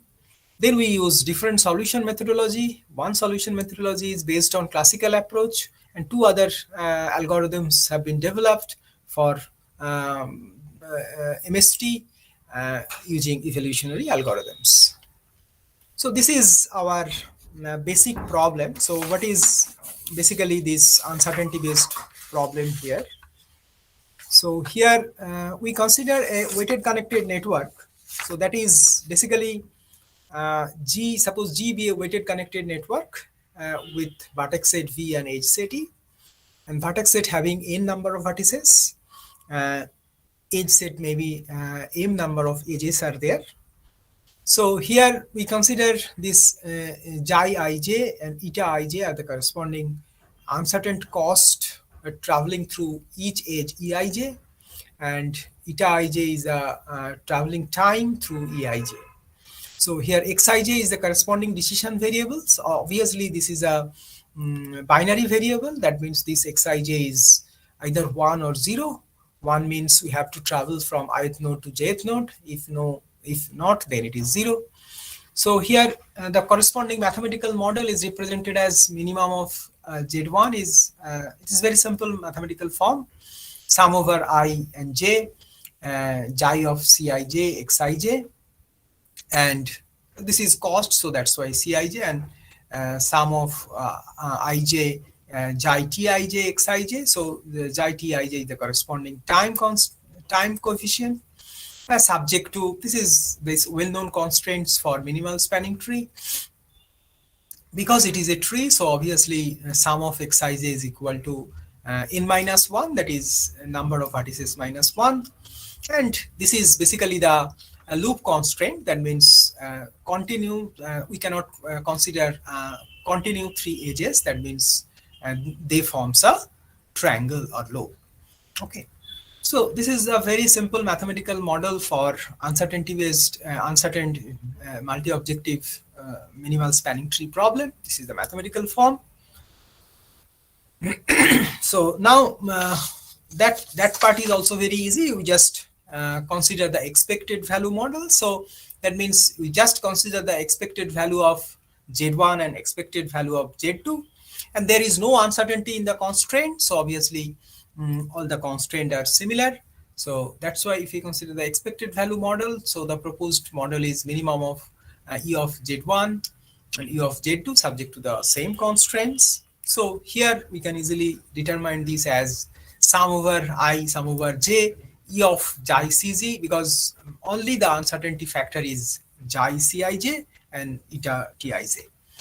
So obviously we can propose this model and another approach, that is chance constraint model. So in chance constraint model, we consider this minimum cost. So that means we are considering this Z1 bar. This is minimum cost traveling through edges such that the first constant hold with confidence level at alpha 1. That means this sum over Cij xj less than equal to this Z bar. This Z1 bar is some given value at the confidence level alpha 1, and Z2 bar second constant is similar to less than equal to Z2 bar with some confidence level alpha 2.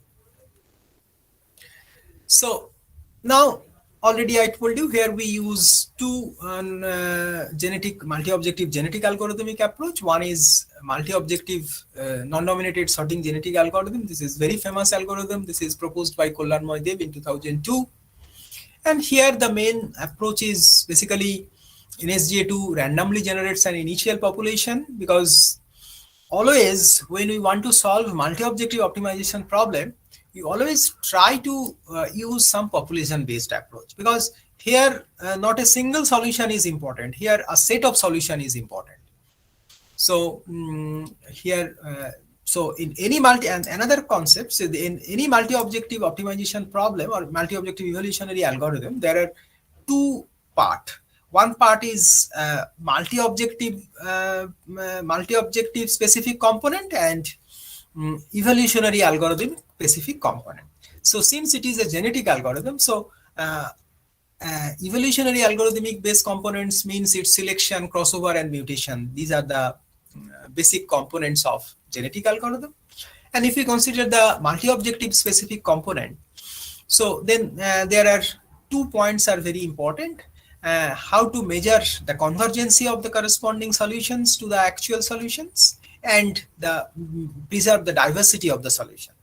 So this convergency and diversity, for these two things, to tackle these two things, actually in NSGA2, they consider this approach that is known as crowding comparison concepts. So obviously this crowding comparison concepts is basically when we choose the new set of solution, that means new solution pool, then always we rank the solutions. And because here for initial population, we consider the 2n solutions because n is the population size. So obviously, if we choose the solutions from different ranks, that means this is basically known as frontification. This rank is gives you the different front. So at first you choose all the solutions from the first front. If the number of solution is less than 2n, then you go to the next level, that means second front, and so on. So in this way, so frontification is one aspect, and another aspect is diversity. For this diversity, this crowding comparison is important. So that means here we just considering the distance between the solutions. So in that case, basically for NSGA2, Professor Dev considered that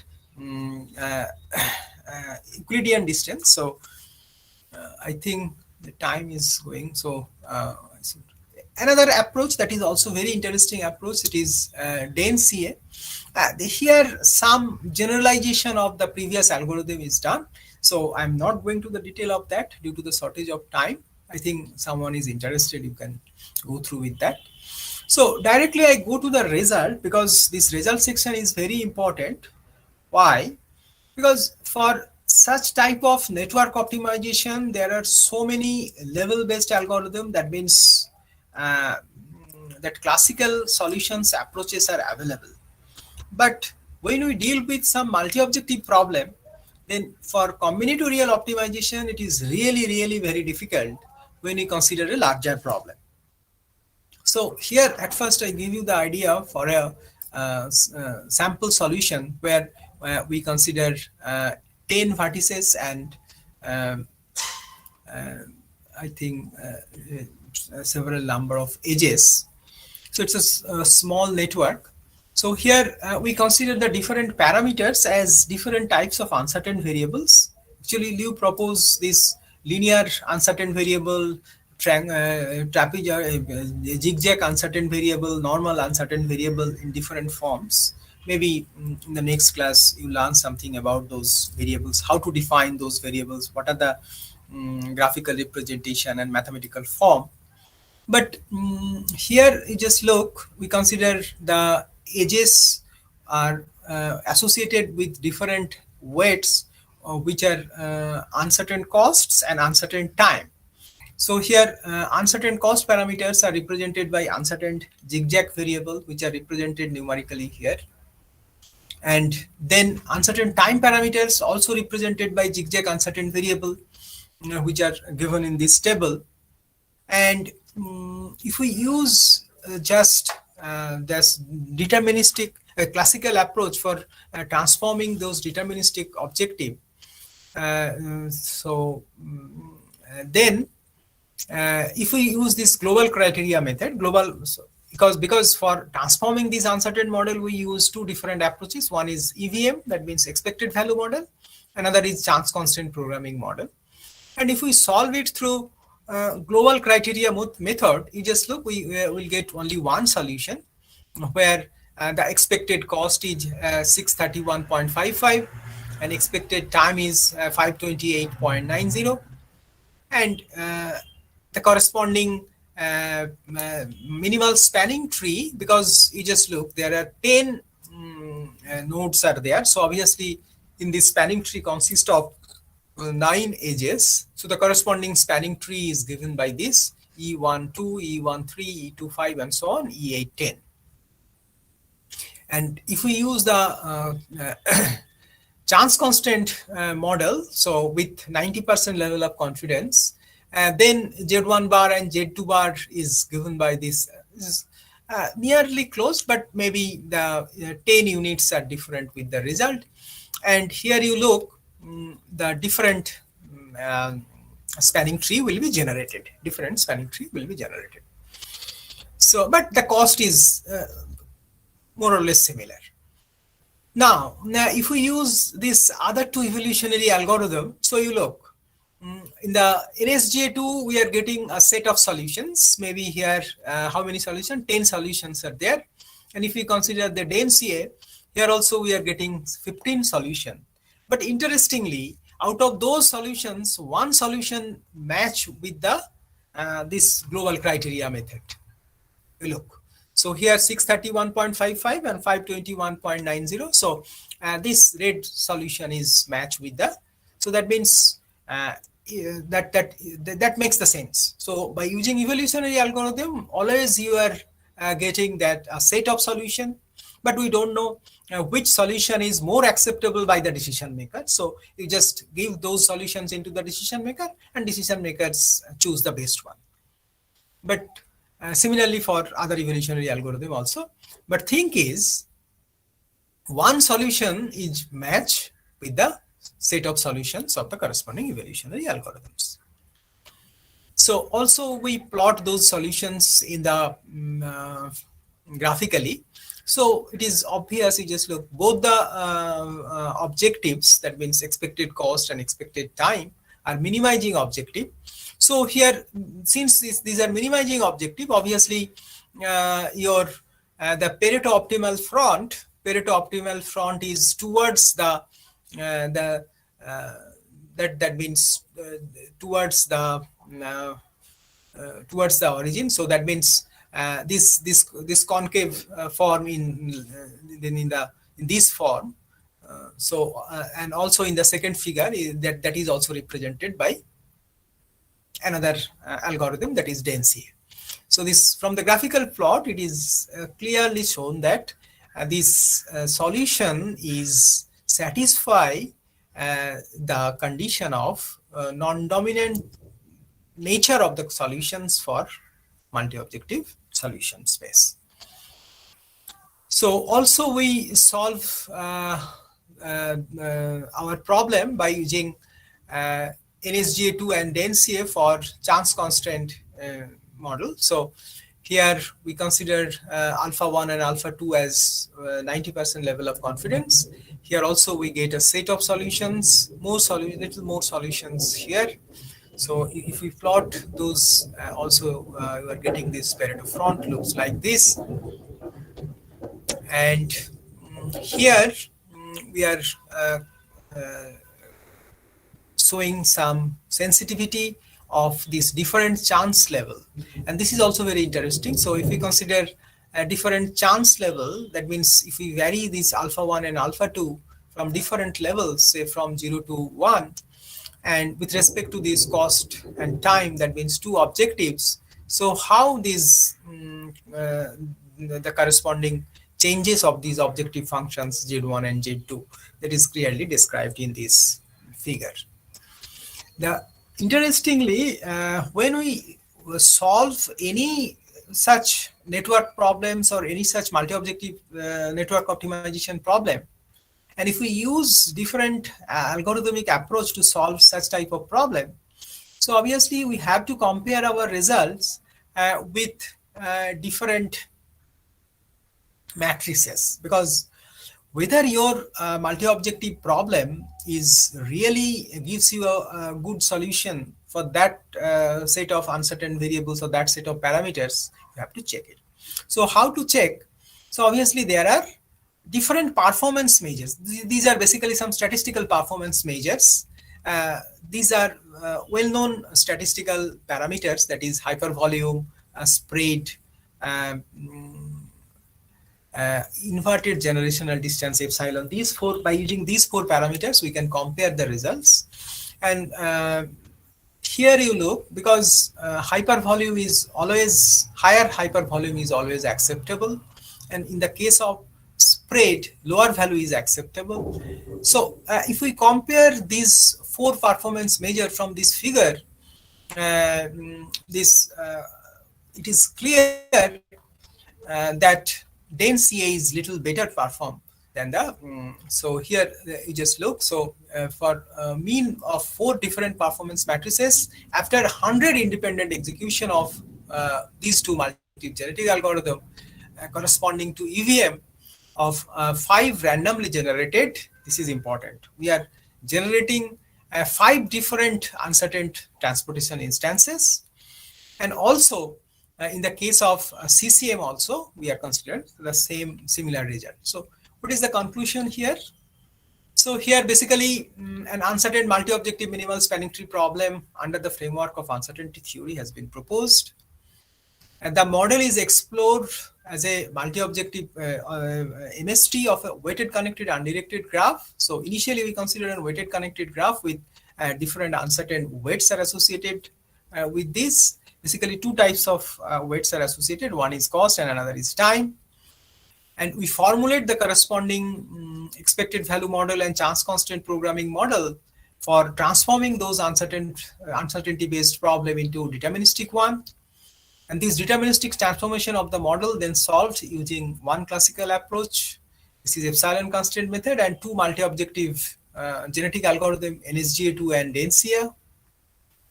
And we compare the result with respect to different performance matrices. And in future, we would like to extend our model for uncertain random domain, because that already I told you. So we have already solved most of the popular uncertain network optimization model in multi-objective uncertain domain, like shortest path, spanning tree, maximal flow, traveling salesman problem, vehicle routing problem. So now our target is how to design such type of multi-objective network optimization model in uncertain random domain. So Liu has already proposed uncertain random, different types of uncertain random models in hybrid, with using hybrid uncertainties. That means Liu's uncertainty as well as probabilistic uncertainty. So moreover, possible extension in different variants of multi-objective MST, that is also very important, because MST has different variants like multi-objective degree constraint, multi-objective capacity constraint problem, uncertain single and multi-objective domains and other areas. So these are some references, and I want to told you. So this paper has already been accepted one international journal. Hopefully by 15-20 days this is appear in the online.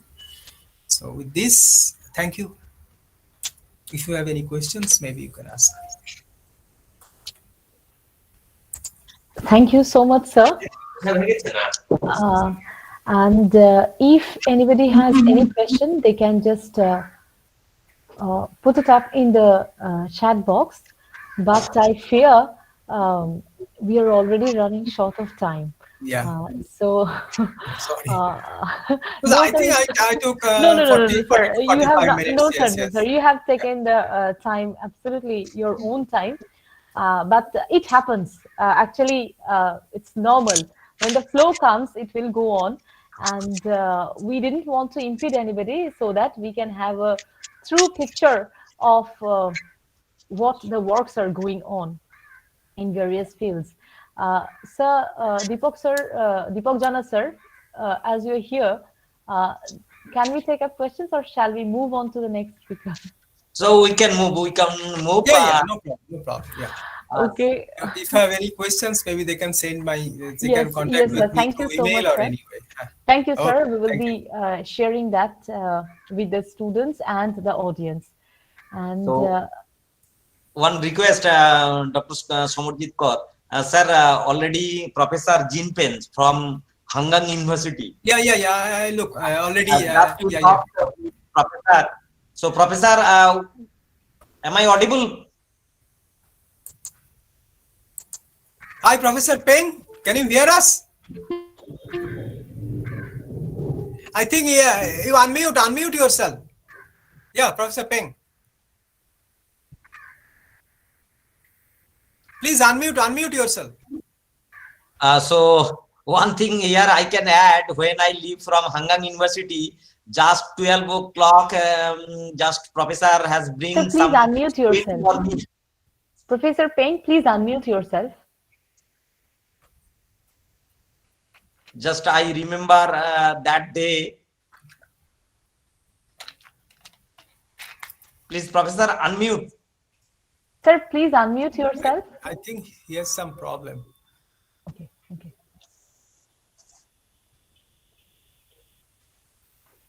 Maybe.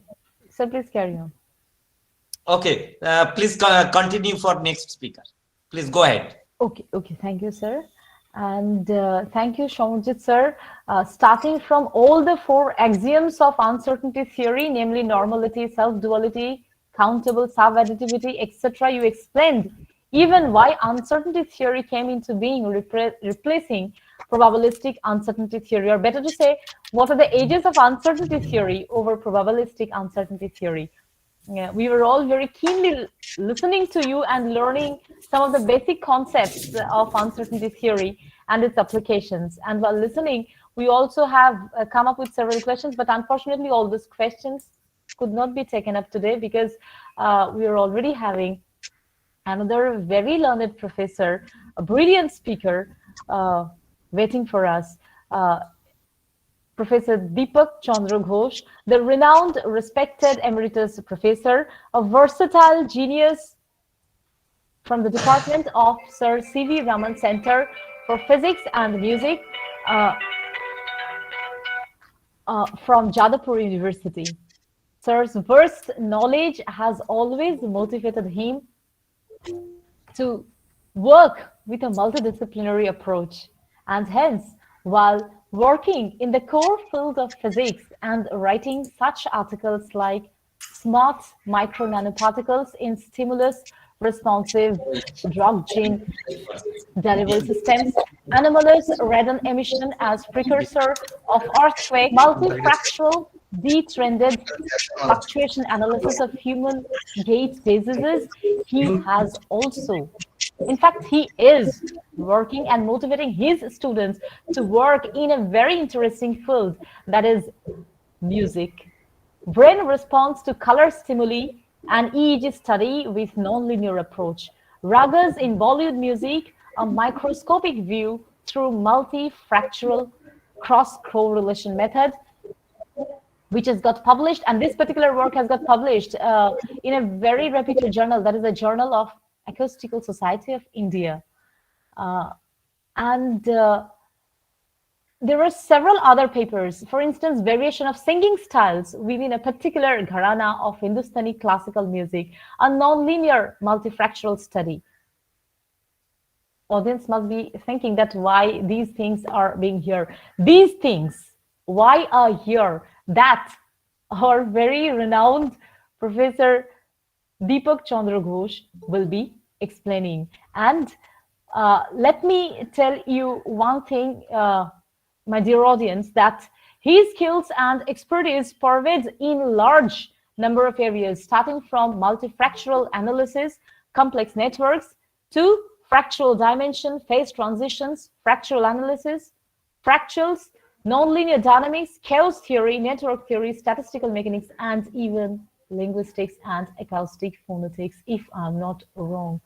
He is a very respected professor of ours and a very dear personality who is always approachable. And now, sir, I would request you to kindly deliver your talk on linguistics in 21st century.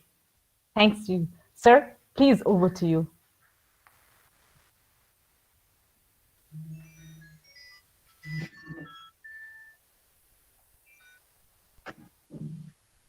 Sir? Hello, am I audible? Yes, yes, sir. You're absolutely audible, sir. Okay, thank you very much for giving a nice introduction. First of all, I should apologize because I am not a man of linguistics, not a man of music.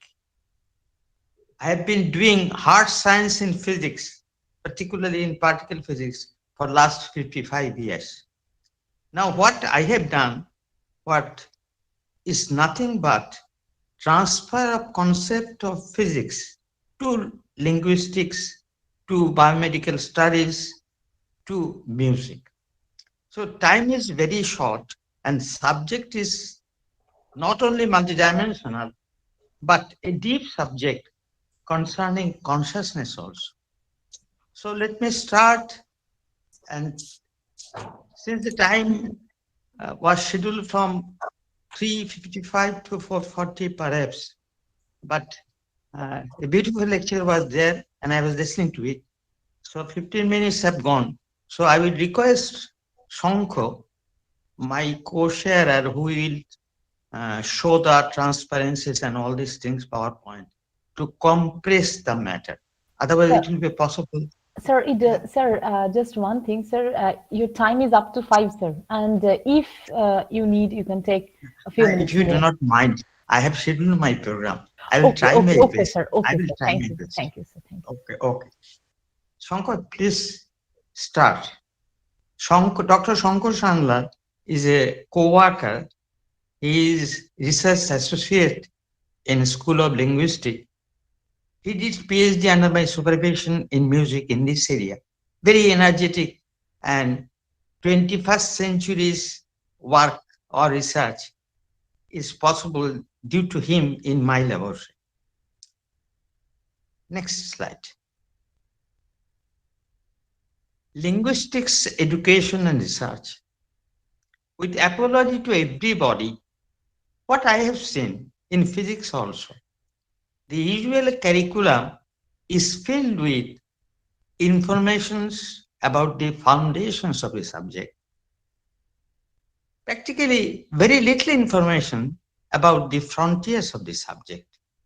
So this is the main problem after having an experience of about 60 years in my journey in the university.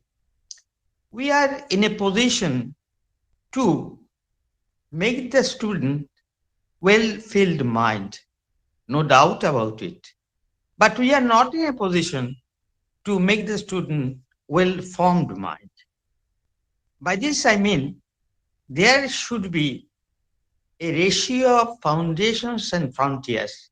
As for example, I'm not an expert in linguistics, but I have journeyed long in physics. Even today, the physics syllabus contains more than 80% of foundations, which is good, no doubt, but for the last 100 years, what has happened in global scenario, we are not at all informed. And I think this is the sin in every subject. So I have decided to talk on some things which are really should be tackled with knowledge holistically obtained from different disciplines. Next. These are the major topics of linguistics: origin of language, computational linguistics, behavior linguistics, generative linguistics, cognitive linguistics, socio-linguistics, last but not the least, neuro-linguistics. My point is this: we have given the names, no doubt about it, but they are all interconnected. But what would be our target? Our target will be that today I do not know the rose, a sweet rose, a red rose belongs to which subject? Is it chemistry? Is it physics? Is it artificial intelligence? It is linguistics, mathematics, biology, neuroscience, quantum computers. In fact, it consists of all things. Why smell of a rose is so beautiful? How to know it? Whether it is responsible because the ingredients of roses are like this. What are the ingredients? Molecules, atoms, protons, neutrons, then more fundamental particles, quarks, gluons, all these things. Are you sure the smell comes from the deepest level? We do not know. So in physics, we have been able to decipher something. One thing I should remind you that we are trying to mimicking the nature. Nature goes uninterrupted by the experiment. The laws we have discovered is nothing new. According to those laws, nature works. It is our privilege to know some of the laws. And really, we do not know all the laws. I have selected a few points which are very much important in physics research that can be equally applicable in linguistics, in music, in economics, in biomedical science, in weather, in physiology. Now, time is short, therefore, 2 or 3 concepts I will be able to discuss. First of all, next slide. The recent approaches to go inside any complex system, I should say, first of all, our brain is the most complex system. Linguistic is a very complex system. Physics is a very complex system. A particular weather is a very complex system. Any geomagnetic behavior is a very complex system. Our digestive system is a very complex system. So how to deal complex systems, we did not know some 30 years ago. Quantum mechanics or quantum physics was discovered some 100 years ago. Quantum physics can accurately know many things for subatomic particles, electrons, protons, neutrons. But you remember, if there is a cricket ball, the cricket ball follows Newton's laws of motion. But cricket ball consists of proton, neutron, electrons. They do not follow Newton's laws of motion. They follow quantum mechanics. Then how they are connected? What is the reality? Whether that electron protons are reality or the cricket ball is moving is reality. These are the things which should be taken into account in any complex system. Must be one knowing this year's Nobel Prize has gone to 3 scientists doing complex systems. Because we are not aware that music is a complex system, language is a complex system, and our brain is a complex system. Whatever we do, music or language, it comes out of our brain, and this is a smaller information inside the brain we can express.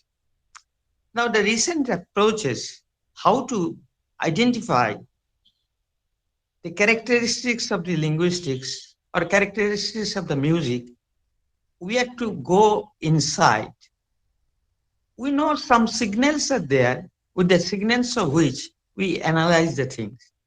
As for example, due to tremendous application of 3 or 4 instruments of brain imaging.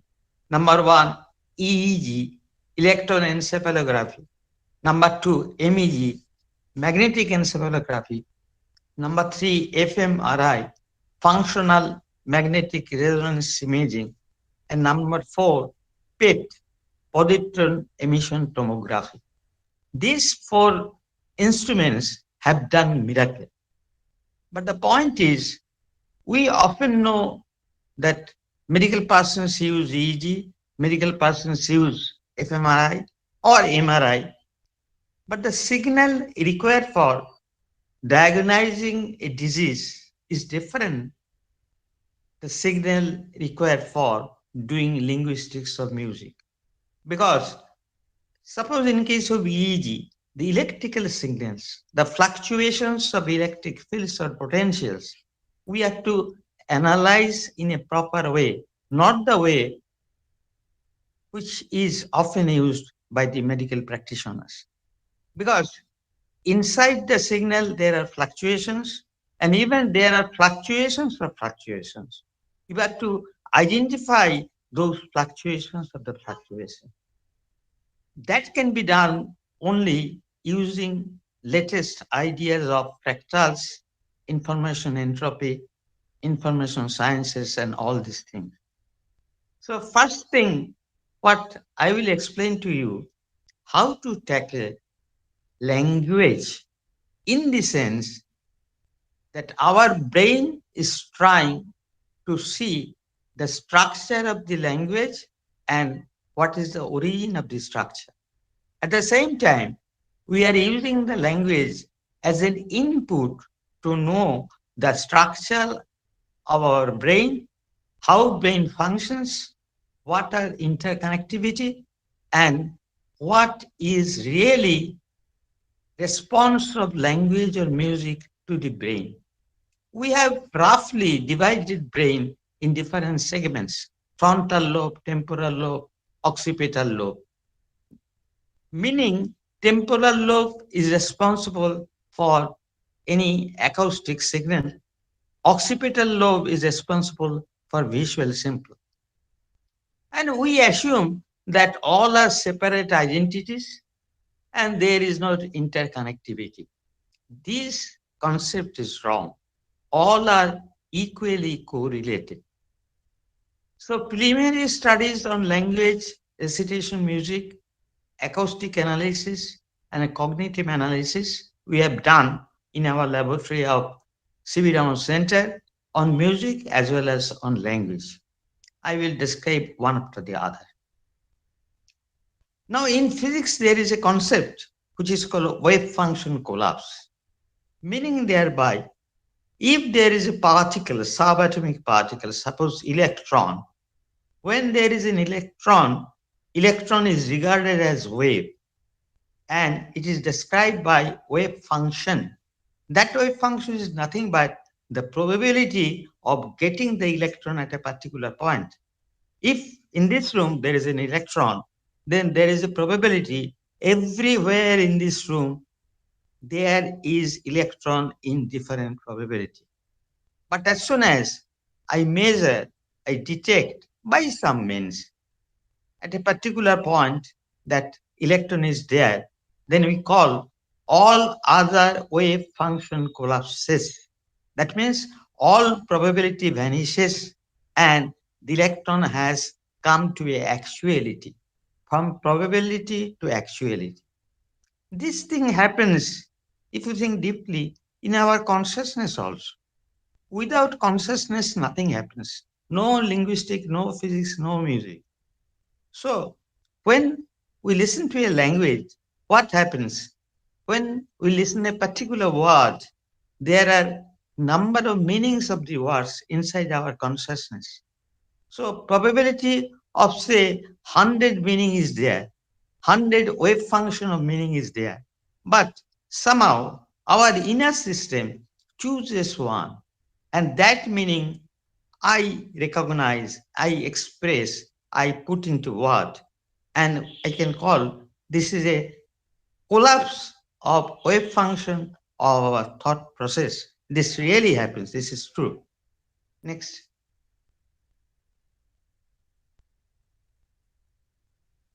Next. Right. Now, what is a language? Very, very important. You know all these things.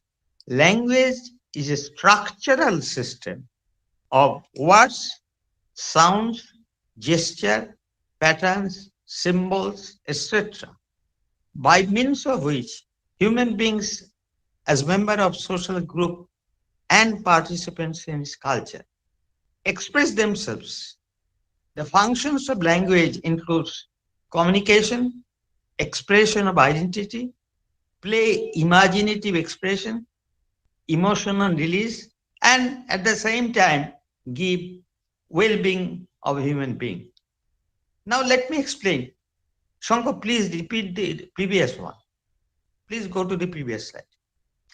Language is a structural system of words. This is not correct. At the same time, words, sounds, gestures. Pattern symbols are there, no doubt about it, but it is very difficult to capture all these things. But we can capture words, we can capture sounds, we can capture gesture. In no linguistic research, we consider these things. In any level of research, in acoustics level, in information entropy level, in neuro-linguistic level, we deal separately. We deal separately words, we deal separately sounds, we deal separately gestures. But there was a time that we did not have any option.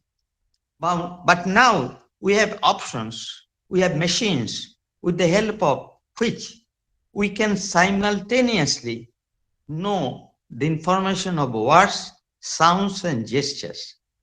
More so about gestures, we ignore gestures. A language is meaningless when you speak to somebody until and unless our gesture is also taken into consideration. Now there are instruments, you know, EEG and EMG, electron myography, which captures my muscle movements, my eye movements. Because you see, whenever you request something whenever you order something, whenever you make a statement, your facial expression becomes different. This is also a language. So nowadays, analysis should be done both on words, sounds, and gestures. I will explain one by one. Next. First of all, with words, analysis of structural pattern of language of different literary works of celebrated authors of a particular language by using scientific technique gives us quantitative measure of their writing style. I want to emphasize, number one, scientific technique. These are not the technique used in social science. These are the technique used in hard sciences like particle physics or nuclear physics or acoustics. And this gives us quantitative measure of their writing styles. Next. This type of research analysis will provide us quantitative information required for understanding as to the complexity of functioning of the human brain. Apparently, you may think that this is very simple, but this is the reflection of the detailed complexity of the function of human brain. Because when you talk something, when you write something, nothing but this is the structure of the brain which we have is expressed. Next slide. Words divulge a man's thought, knowledge, emotions, feelings, desire, expectation, etc. Despite restricted capacity of brains to store lexicons. The concept of successful communication inspires a man to establish complex, synthetic and semantic relations between limited set of stored words and symbols. This is very, very important. Right. Next slide. Attempts are made to discover structural patterns of an author embedded in his text.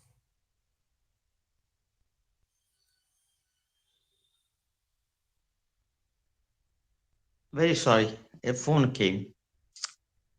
I repeat, attempts are made to discover structural patterns of an author embedded in his text series produced during a considerable length of period and the way in which a typical linguistic network is generated. You must be knowing this thing that study reveals the evolution of selling behavior embedded in the sentence applying Gibbs law, according to which the occurrence frequency of the most frequent word in a text obeys a power law according to its rank.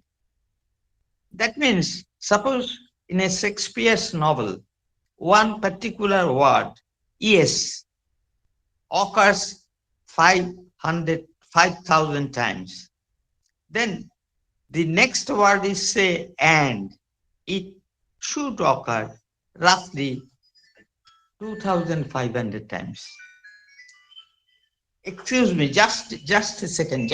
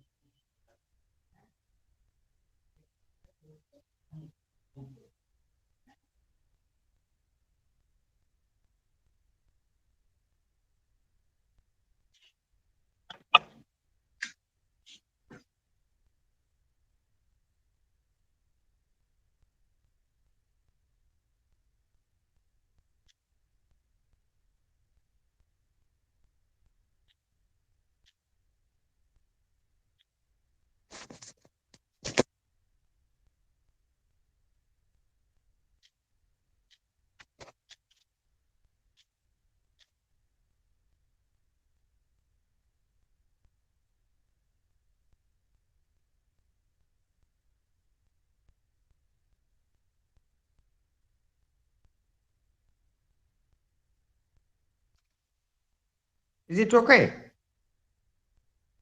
Yes, sir. Yes, sir. It's fine. Am I audible? Yes, sir. You are absolutely audible. Very sorry, very serious. No, it's all right, sir. All right. A very You take serious your time. thing. No, sir. Please Okay. Now I was talking about a very simple observation which has a long consequences. In any text, the number of words and the number of words in a sentence is very, very important to know many things, including how our brain functions. Because we do not think at all that any writing might be Tagore, might be Shakespeare. This is not just he intentionally and according to his will, he has said the words. In what way he has said the words in a particular sentence, it is complete reflection of our brains. You can think, when I ask a question to you, you immediately answer. How the process goes on the brain? Because there are many words in your mind, there are many emotions in your mind. The consciousness chooses those emotions, those words within a fraction of a millisecond to respond this. This is very important. Next slide. Now, one very important parameter is called entropy. It was initially defined in thermodynamics. But the physical or philosophical implication is it is a parameter which gives a balance between order and disorder. Everywhere, what we are tackling might be language, might be music, might be nuclear physics, might be weather, might be my heart. All are informations in a quantitative way. And these informations are surprisingly arranged in a symmetrical manner in our consciousness. And therefore, one parameter which is called information entropy, this is nothing but a quantitative parameter for extracting disorder of the system. In any fine arts, in a visual drawing, painting, there is an arrangement of something. In a literature also, there are arrangement of words. This arrangement of words goes from order to disorder or disorder to order. The optimization from order to disorder gives you beauty, gives you symmetry, gives you aesthetics. Now, as present, there is a growing tendency for using this term of thermodynamics in other fields, particularly linguistics, logic, financial, numeric, social system.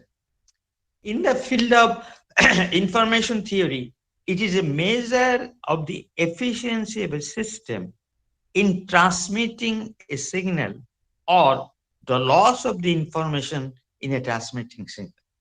What we do in any subject, we want to transmit some information. Might be in language, might be in music, might be in weather. The weather, I have been able to transmit our thought properly should be assessed with the help of a quantitative parameter like entropy. Since time is very short, I cannot go into detail, but entropy is a parameter which should be read according to with which Shakespeare and Tagore. My point is this: usually the students of science, they read entropy, but at the same time they read Tagore, they read Shakespeare. The reverse is not true. The students of literature, they do not read entropy, they do not read quantum mechanics, but these are interconnected. Language is also a consequence of quantum happening inside our brain. Now, in the present analysis, we have used the concept of Shannon's information entropy, which is a very powerful tool for knowing the function, structure, and how much we have been able to communicate with a writing or with a speech. Next. I'm not going into detail. Next.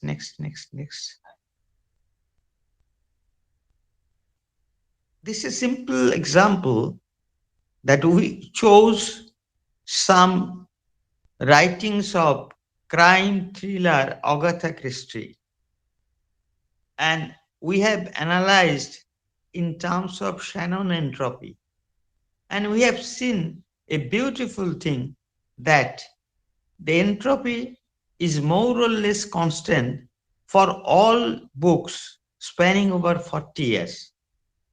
Whether, please show the table, or Shankar. Show the table, please.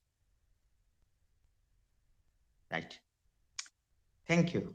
You see, these are the books written over spanning a long time, but the entropy more or less same, which shows that his way of thinking, his writing skill, his communication of thought, his rhythm of thought are same. If you compare this with other books, other famous books, you will see, next slide, next table. Oh, very sorry.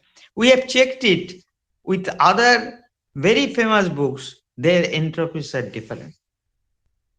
So we can conclude this is a very simple way of assessing quantitatively writing skill, thought process, variations of thought process over the years, variation of socio-economic changes, and all these things by simple methodology. I attach very important that the linguistics should be used for well-being. I did some of the problems.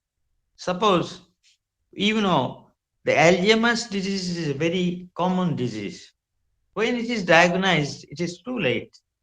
But by simply language, we can diagnose, we can monitor, we can prognosis this Alzheimer's disease. How? Very simple. Now, with the help of the language, we express our emotions. And that language has an acoustic characteristics. There are words and there are acoustic sounds. If you analyze sound in a proper way, using fractal qualities, fractal parameters, then you compare different emotional rendering from different persons, and you can have a marker.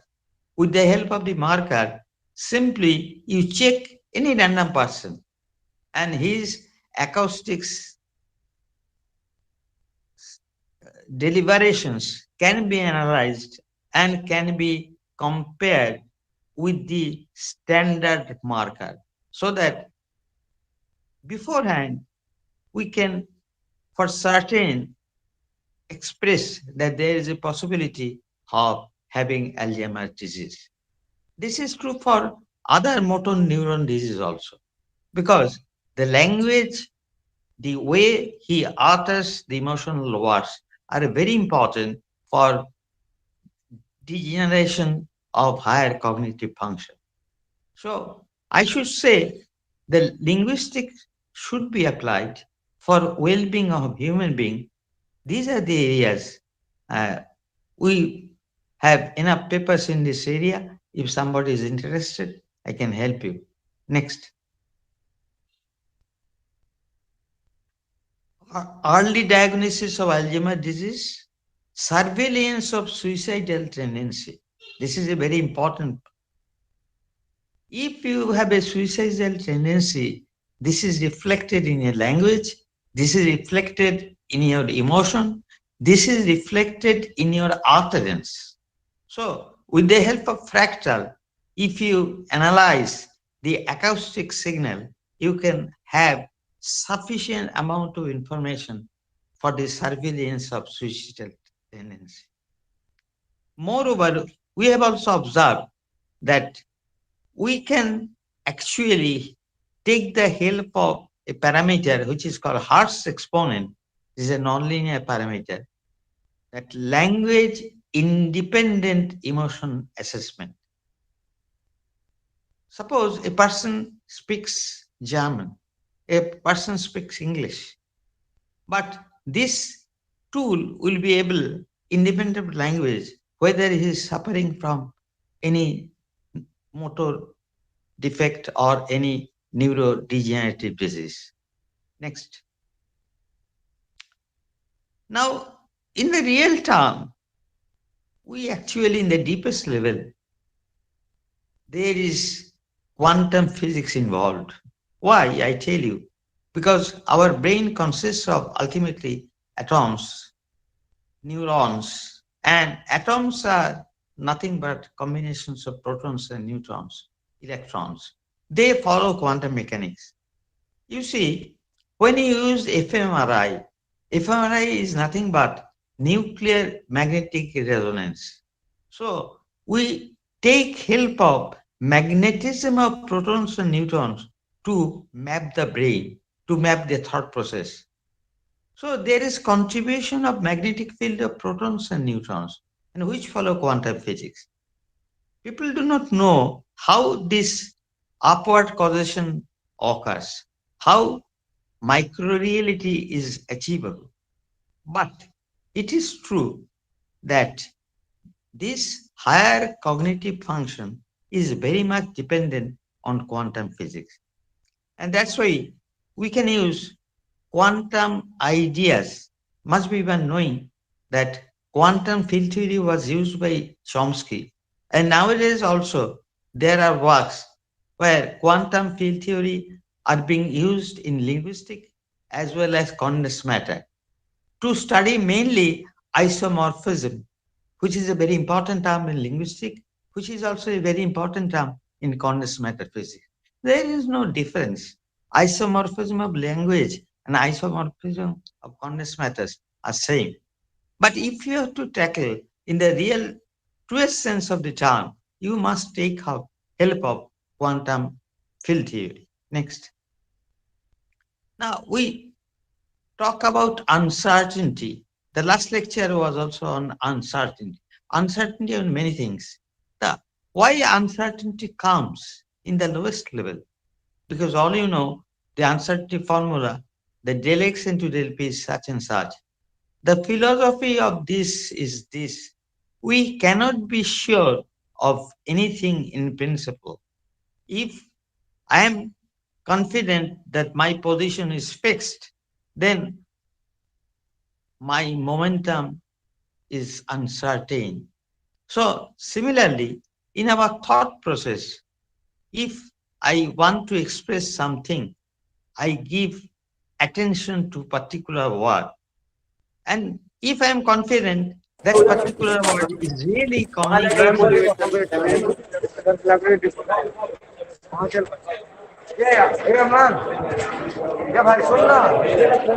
Hello, students. Okay, sir, please continue. I repeat.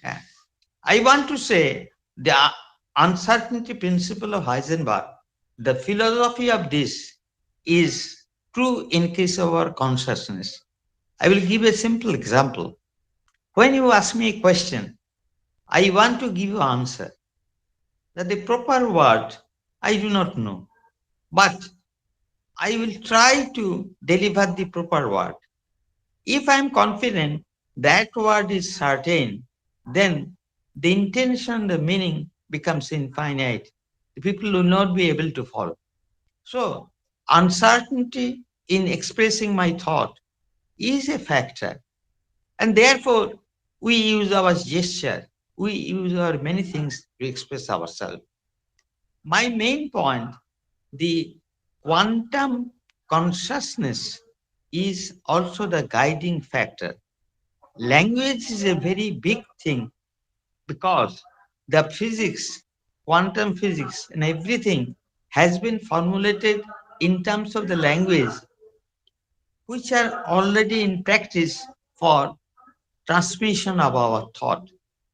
So, a complex system brain and more complex system of consciousness, which we are unable to decipher with the help of physics even nowadays. But people are trying to do something justice for consciousness using our available knowledge of quantum physics. Next. Two important words, entanglement and single particle entanglement. These are physics words. What is entanglement? If there is no entanglement, quantum computers was not there. Since quantum computers has become a reality, we can say the entanglement is a reality. Entanglement means if there are two electrons, might be one in this room, might be another in United States, they are entangled. This is known thing. But single particle entanglement means, suppose there is one electron. One electron is many property, many dimension. One is a position, one is a spin. They are also entangled. The similar thing happens in language, because in a literature say there is one word, after 2 or 3 sentences there is another word. They are entangled. Not only this, in a single word, there are different aspects. They are entangled. Because a single word can communicate many things and they behave in an entangled way. Now, time has come so that we can tackle all those things with the help of our knowledge in domain of physics. Physics is not only for physicists. Physics is not only for knowing how atoms, electrons, protons, they behave. Because ultimately, the atoms, electrons, protons, they combine to form molecules. They combine to get DNA, RNA. They combine to get all these things, the life force, the brain, the digestive system. So language is ultimately the expression of all things together. Now, perhaps I have some time. Can I Yes, sir. Can I Yes, sir. continue? Okay, Shankar, next slide. Just like music, speech is also nothing but sounding the mathematics. Language and mathematics, there is no difference. It's very good. You give that. This is Tagore's feeling. কতকগুলি বিশেষ শব্দ আমাদের ভাবকে বাহিরে প্রকাশ করে এবং সেই ভাবের সঙ্গে সঙ্গে আমাদের হৃদয় সুখ বা দুঃখ উদয় হয়, সুরে তাহাই প্রকাশ পায়। In English, actually what do we do? Every letter has an emotion. Every word has an emotion. We want to make a robot emotional. I think this is a foolish idea, because robot artificial intelligence is actually, recently Robert Penrose, who was awarded the Nobel Prize this year, he commented that term should be, instead of artificial intelligence, it will be mimicking intelligence, not the artificial intelligence. We are mimicking our intelligence, isn't it? So our intelligence we have expressed in a way with the help of language so that it delivers emotion. Suppose I want to say a soft word to a person. What I use? My language. What I use? My gesture. So if you train a robot, that language and that gesture, the robot will be 100% emotional. Sometimes many persons show that they are emotional, but they are acting so. We call it robotic emotion. That means with the help of the language, proper gesture, this should be the input of a robot to give him emotion. One thing we ignore, this emotion, beauty, aesthetics are all related to symmetry. Nature is full of symmetry, and All things you see, all processes you understand or you do not understand, all medicine you take, all are symmetrical. Perhaps you know, then in medicine also there is the question of symmetry. This is called chiral symmetry, that whether there are mirror molecules. You know, many medicines are very popular, as for example, antacid, pantoprazole, or metoprolol. These are blood pressure medicine. These medicines are mirror medicines. They are chiral symmetry. So you have to find out that how to extract that symmetry. If you can make something symmetrical, not apparently, but in the real level, in the deeper level, then we'll be able to deliver beauty, symmetry, aesthetics. Next. There are two things. One is concept of information entropy, and another is the self-similarity. Everything is self-similar. And this term has come from chaos theory. You know perhaps what is butterfly effect. Butterfly effect means, does the flap of a butterfly wings in Brazil set up a tornado in Texas? This is reality. I will give you two examples. You see earthquake, you see heart attack, you see cerebral. We cannot identify the origin of the earthquake. We cannot identify, neither predict heart attack, neither predict brain attack. Because always inside our body, inside any process, there is a self-similarity. That self-similarity cannot be seen by microscope, but through mathematical microscope, mathematical zooming, we can capture the degree of self-similarity. In fact, what medical professionals do, they handle ECG data or EEG data with the conventional approach. This is not at all fruitful. I know a person who is a big man in medical science and who has epileptic seizure, but his machine cannot detect because the signal is so complex. We have to analyze the signal in a proper way. This is my request. I do not know.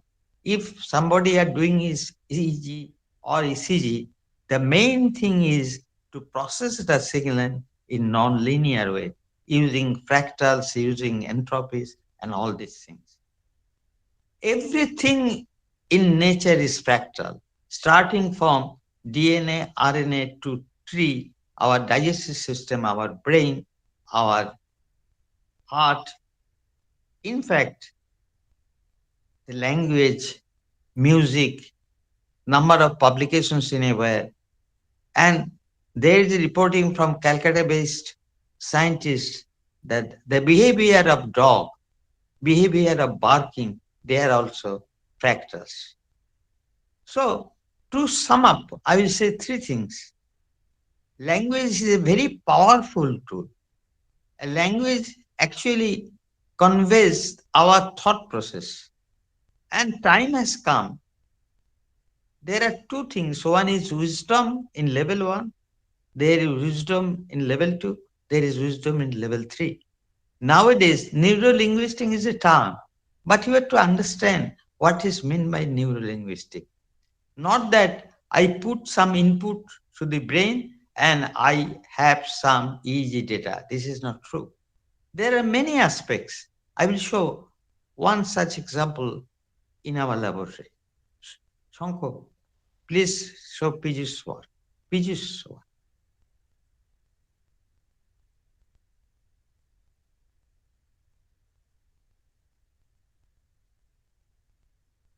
Yes.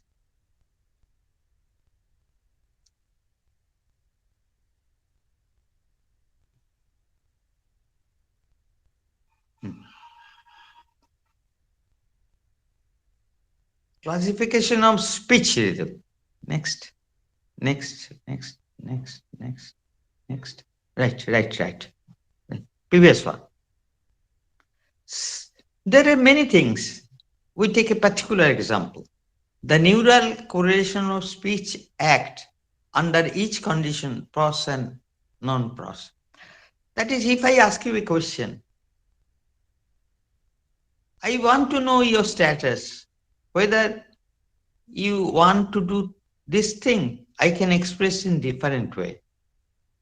And that different ways depends on two things: number of words in the sentence, the position of the words in the sentence, the addition of the new words, as well as the phonological aspect, how we pronounce these things.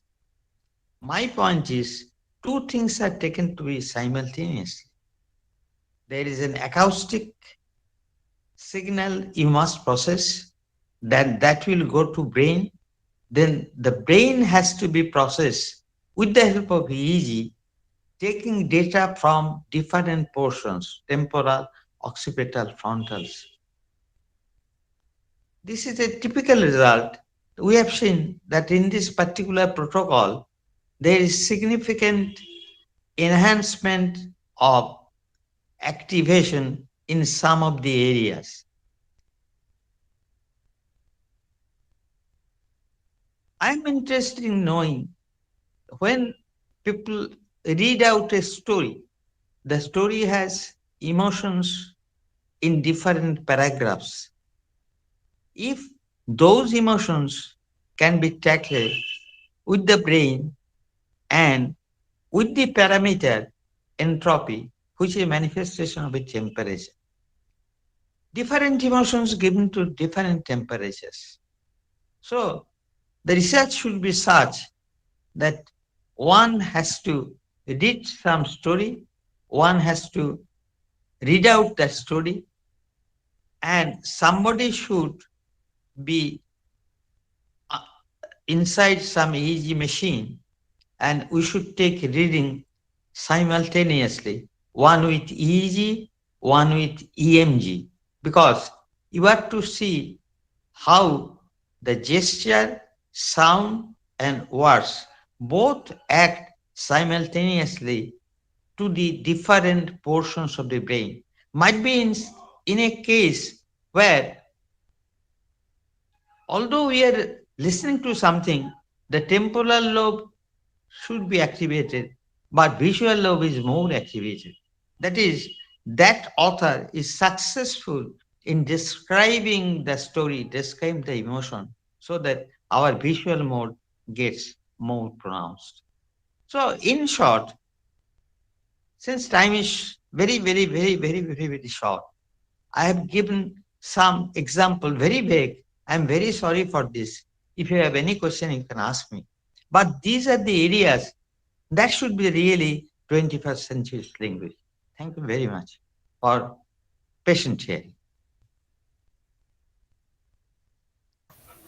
Sir, I wish this session would I am have... very sorry. I am very sorry because... Sir, we are very sorry that we could not give you more time. In fact, I personally, not only me, on behalf of my college, would request, would have had requested you to go on and on, because it was really mind-blowing. You may come to CB Raman Center. For the last 10 years, we've been doing this thing. And I would be delighted to. I should say how romance is this thing, and you will appreciate. We are giving less priority to language. Language is the most important complex system. Language means words, gesture, sound. These are so important. And I should apologize if I tell the research we are doing is childish and very empirical. But today there are instruments, today there are thoughts, today there are skills. Why should I do childish experiment? Why because should I? We are having very few teachers like you. No. No, sir. That's true. True. Today you have information from Google. Many things are known today. People are interested in these things, and holistic approach is required.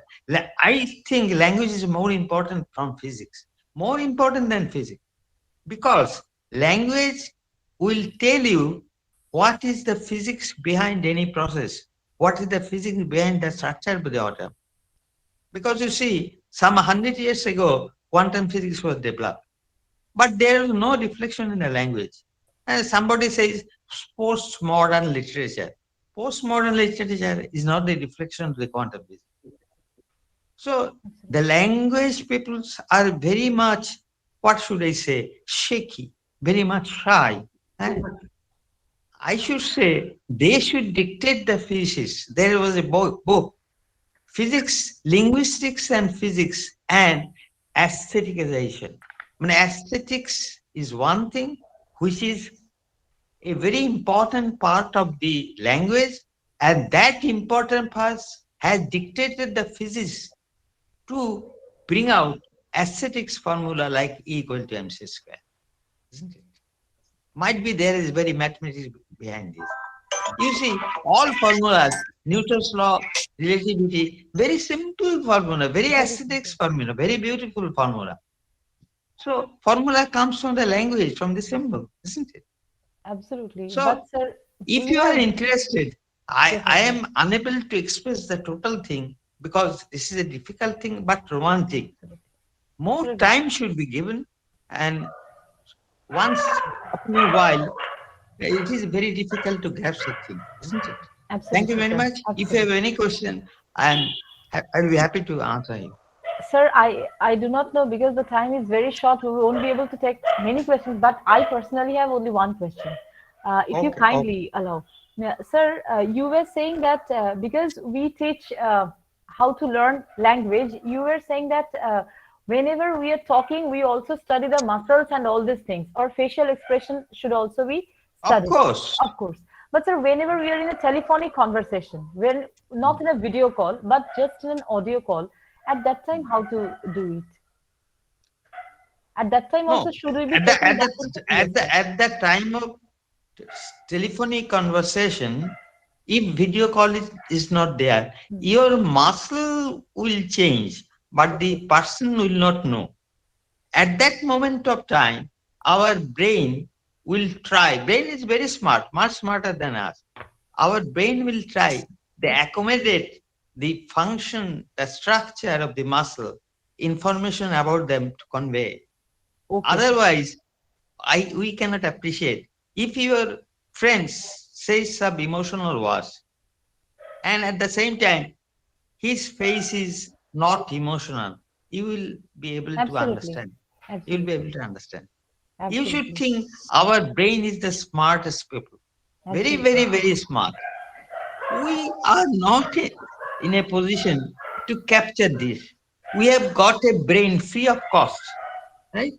And we are using only 2% of the brain.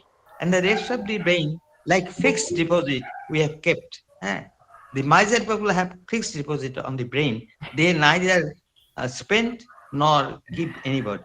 So you try to extend your brain, your potential. Thank you, sir. You'll be able to achieve many things. Language is the thing which can, I think, during pandemic period, what scientists, what neuroscientists, what cell biologists have done? Nothing. Nothing. So we are helpless. You have been able to understand, isn't it? Absolutely. We And say they're that only science has motivating done a words. miracle job. Exactly. A miracle job for the 2 years, we are not in a position to have any visual conference. So you should think deeply. Your mind, your consciousness can serve anything with responsibility. I will tell you that your immune system will not be enhanced by taking proteins, not at all, but your mind, your positive thought, your application of brains. You try to enhance the capacity of the brain by inner feeling, creative work, intuitive work, so that what you call mind is not the mind. This is memory, all junk foods. Our memory are junk foods. Junk foods like from the social media, take protein for immunity, take that thing for immunity, all bogus. Immunity is not that thing. Doctors are not in a position to know what is immunity. Immunity is the mind. Mind is the immunity. Absolutely. Mind gives you the immunity. You have the brain. When you have a pain, the pain is the thing the brain takes some measure to tackle the problem. That's why you are the pain. Nowadays, if there is a blockade in the heart, then doctors put a stent. Not at all. This is not the approach. I have a block some 12 years ago. Some very good doctor told me that you should operate. I should not operate because I know the things better than doctors know. Our brain and mind, we underestimate. We underestimate the chemical factories inside our body. We underestimate the capacity of the control and the tuning of our body and mind. Mind is the software, brain is the hardware. Mind is the software, brain is the hardware. We do not consider any, rather we do not attach any value to our mind. Please So attach value to our mind. Today's So quote brain is is mind is the software and brain is the hardware. Okay. And This is the reality. This is the reality. So I told at the initial level that we are filled with many information. We are junk foods. Absolutely. These are not mind. These are memory. All junk memories are there. You try to avoid the junk memories. You have enough intelligence inside. You try to pull it out. Thank you very much. Thank you so much, sir. So, It was Madam, a I marvelous request talk. one thing from student side. Any questions? Yes. From the student side, if there is any question, then though we are running short of time, but still we would be taking up because it was a marvelous session. And as I said that sir is a versatile genius, he said that no, I know only physics. Now hope you will be all admitting what I said was absolutely true about him. That his knowledge is vast. The and the linguistics way- should have confidence that any linguist knows physics much better than physics, but he is not aware of the things. Sir, you have made us aware today, and the way you have made that use of thermodynamics and quantum physics, it is really No, thermodynamics is nothing new. You no, say it is not new, but the approach no. to linguistics, My, we my people point generally is don't my see. point is this: we have taught like this. That this is, you read Shakespeare, you read Tagore, you should read thermodynamics. That means order and disorder is the Exactly. main thing. So Now nobody suppose has taught us in this way, frankly speaking. you say the romantic story, you read a romantic story, and then you become emotional. You can find the temperature of that different para with the help of simply distribution like Maxwell-Boltzmann, because emotion and temperature are connected. Absolutely. So simply you allow someone to read a romantic novel and take data. These are the real linguistic work. Absolutely. Absolutely. Must be we have wisdom. But why we have wisdom? We should have wisdom to help people. We are not in a position to help people. Absolutely. We are counting papers and promotions and some money and all these things and nothing else. Language is the most powerful thing in the world.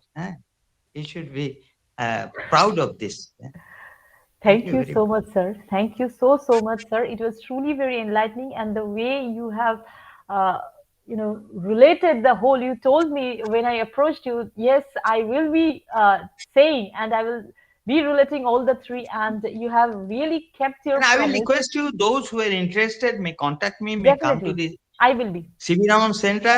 My feeling is what Ghosh said, যে আমি হৃদয়ের কথা বলিতে ব্যাকুল শুধাইল না কেউ কাজী এইগুলো কেউ nobody asks. Sir, in India, the linguistic department I know, they are not at all interested with this, but these are the things you should do this thing. Thank you very much. Thank you. Thank you so much, sir, and thanks for being with us and having this time with us. We were really. You are always welcome. You all are always welcome. Okay. And so, my dear students, the quote of the day is, mind is the software and brain is the hardware. As sir has said, please try to relate everything. Please don't think that this is not my area of study. And we have, from the morning, have been listening to so many speakers. All have been trying to illuminate on this particular thing. Look, all were making an interdisciplinary approach, a multidimensional approach. So we are also today closing the session with this particular thing in mind, that we will also from now on start thinking in a very different way, in a very innovative way, and truly try to contribute to the society, as all our speakers, including our very renowned professor Deepak Chandra Ghosh sir has said. So let's close our session today, taking professor's permission and the permission of all the dear speakers and our HOD sirs, and we will be meeting tomorrow again at 2 p.m. Till then, good night to all. Thank you. Thank you. So before closing the session, only once for the students. Once again, I request you, please attend all the lectures. So either this mode or YouTube mode. But all time we are taking your attendance. Those who are not attending all lectures, we will not provide any certificates. So thank you for listening our lectures. So see you tomorrow, 2 p.m. Thank you very much. Thank you, sir.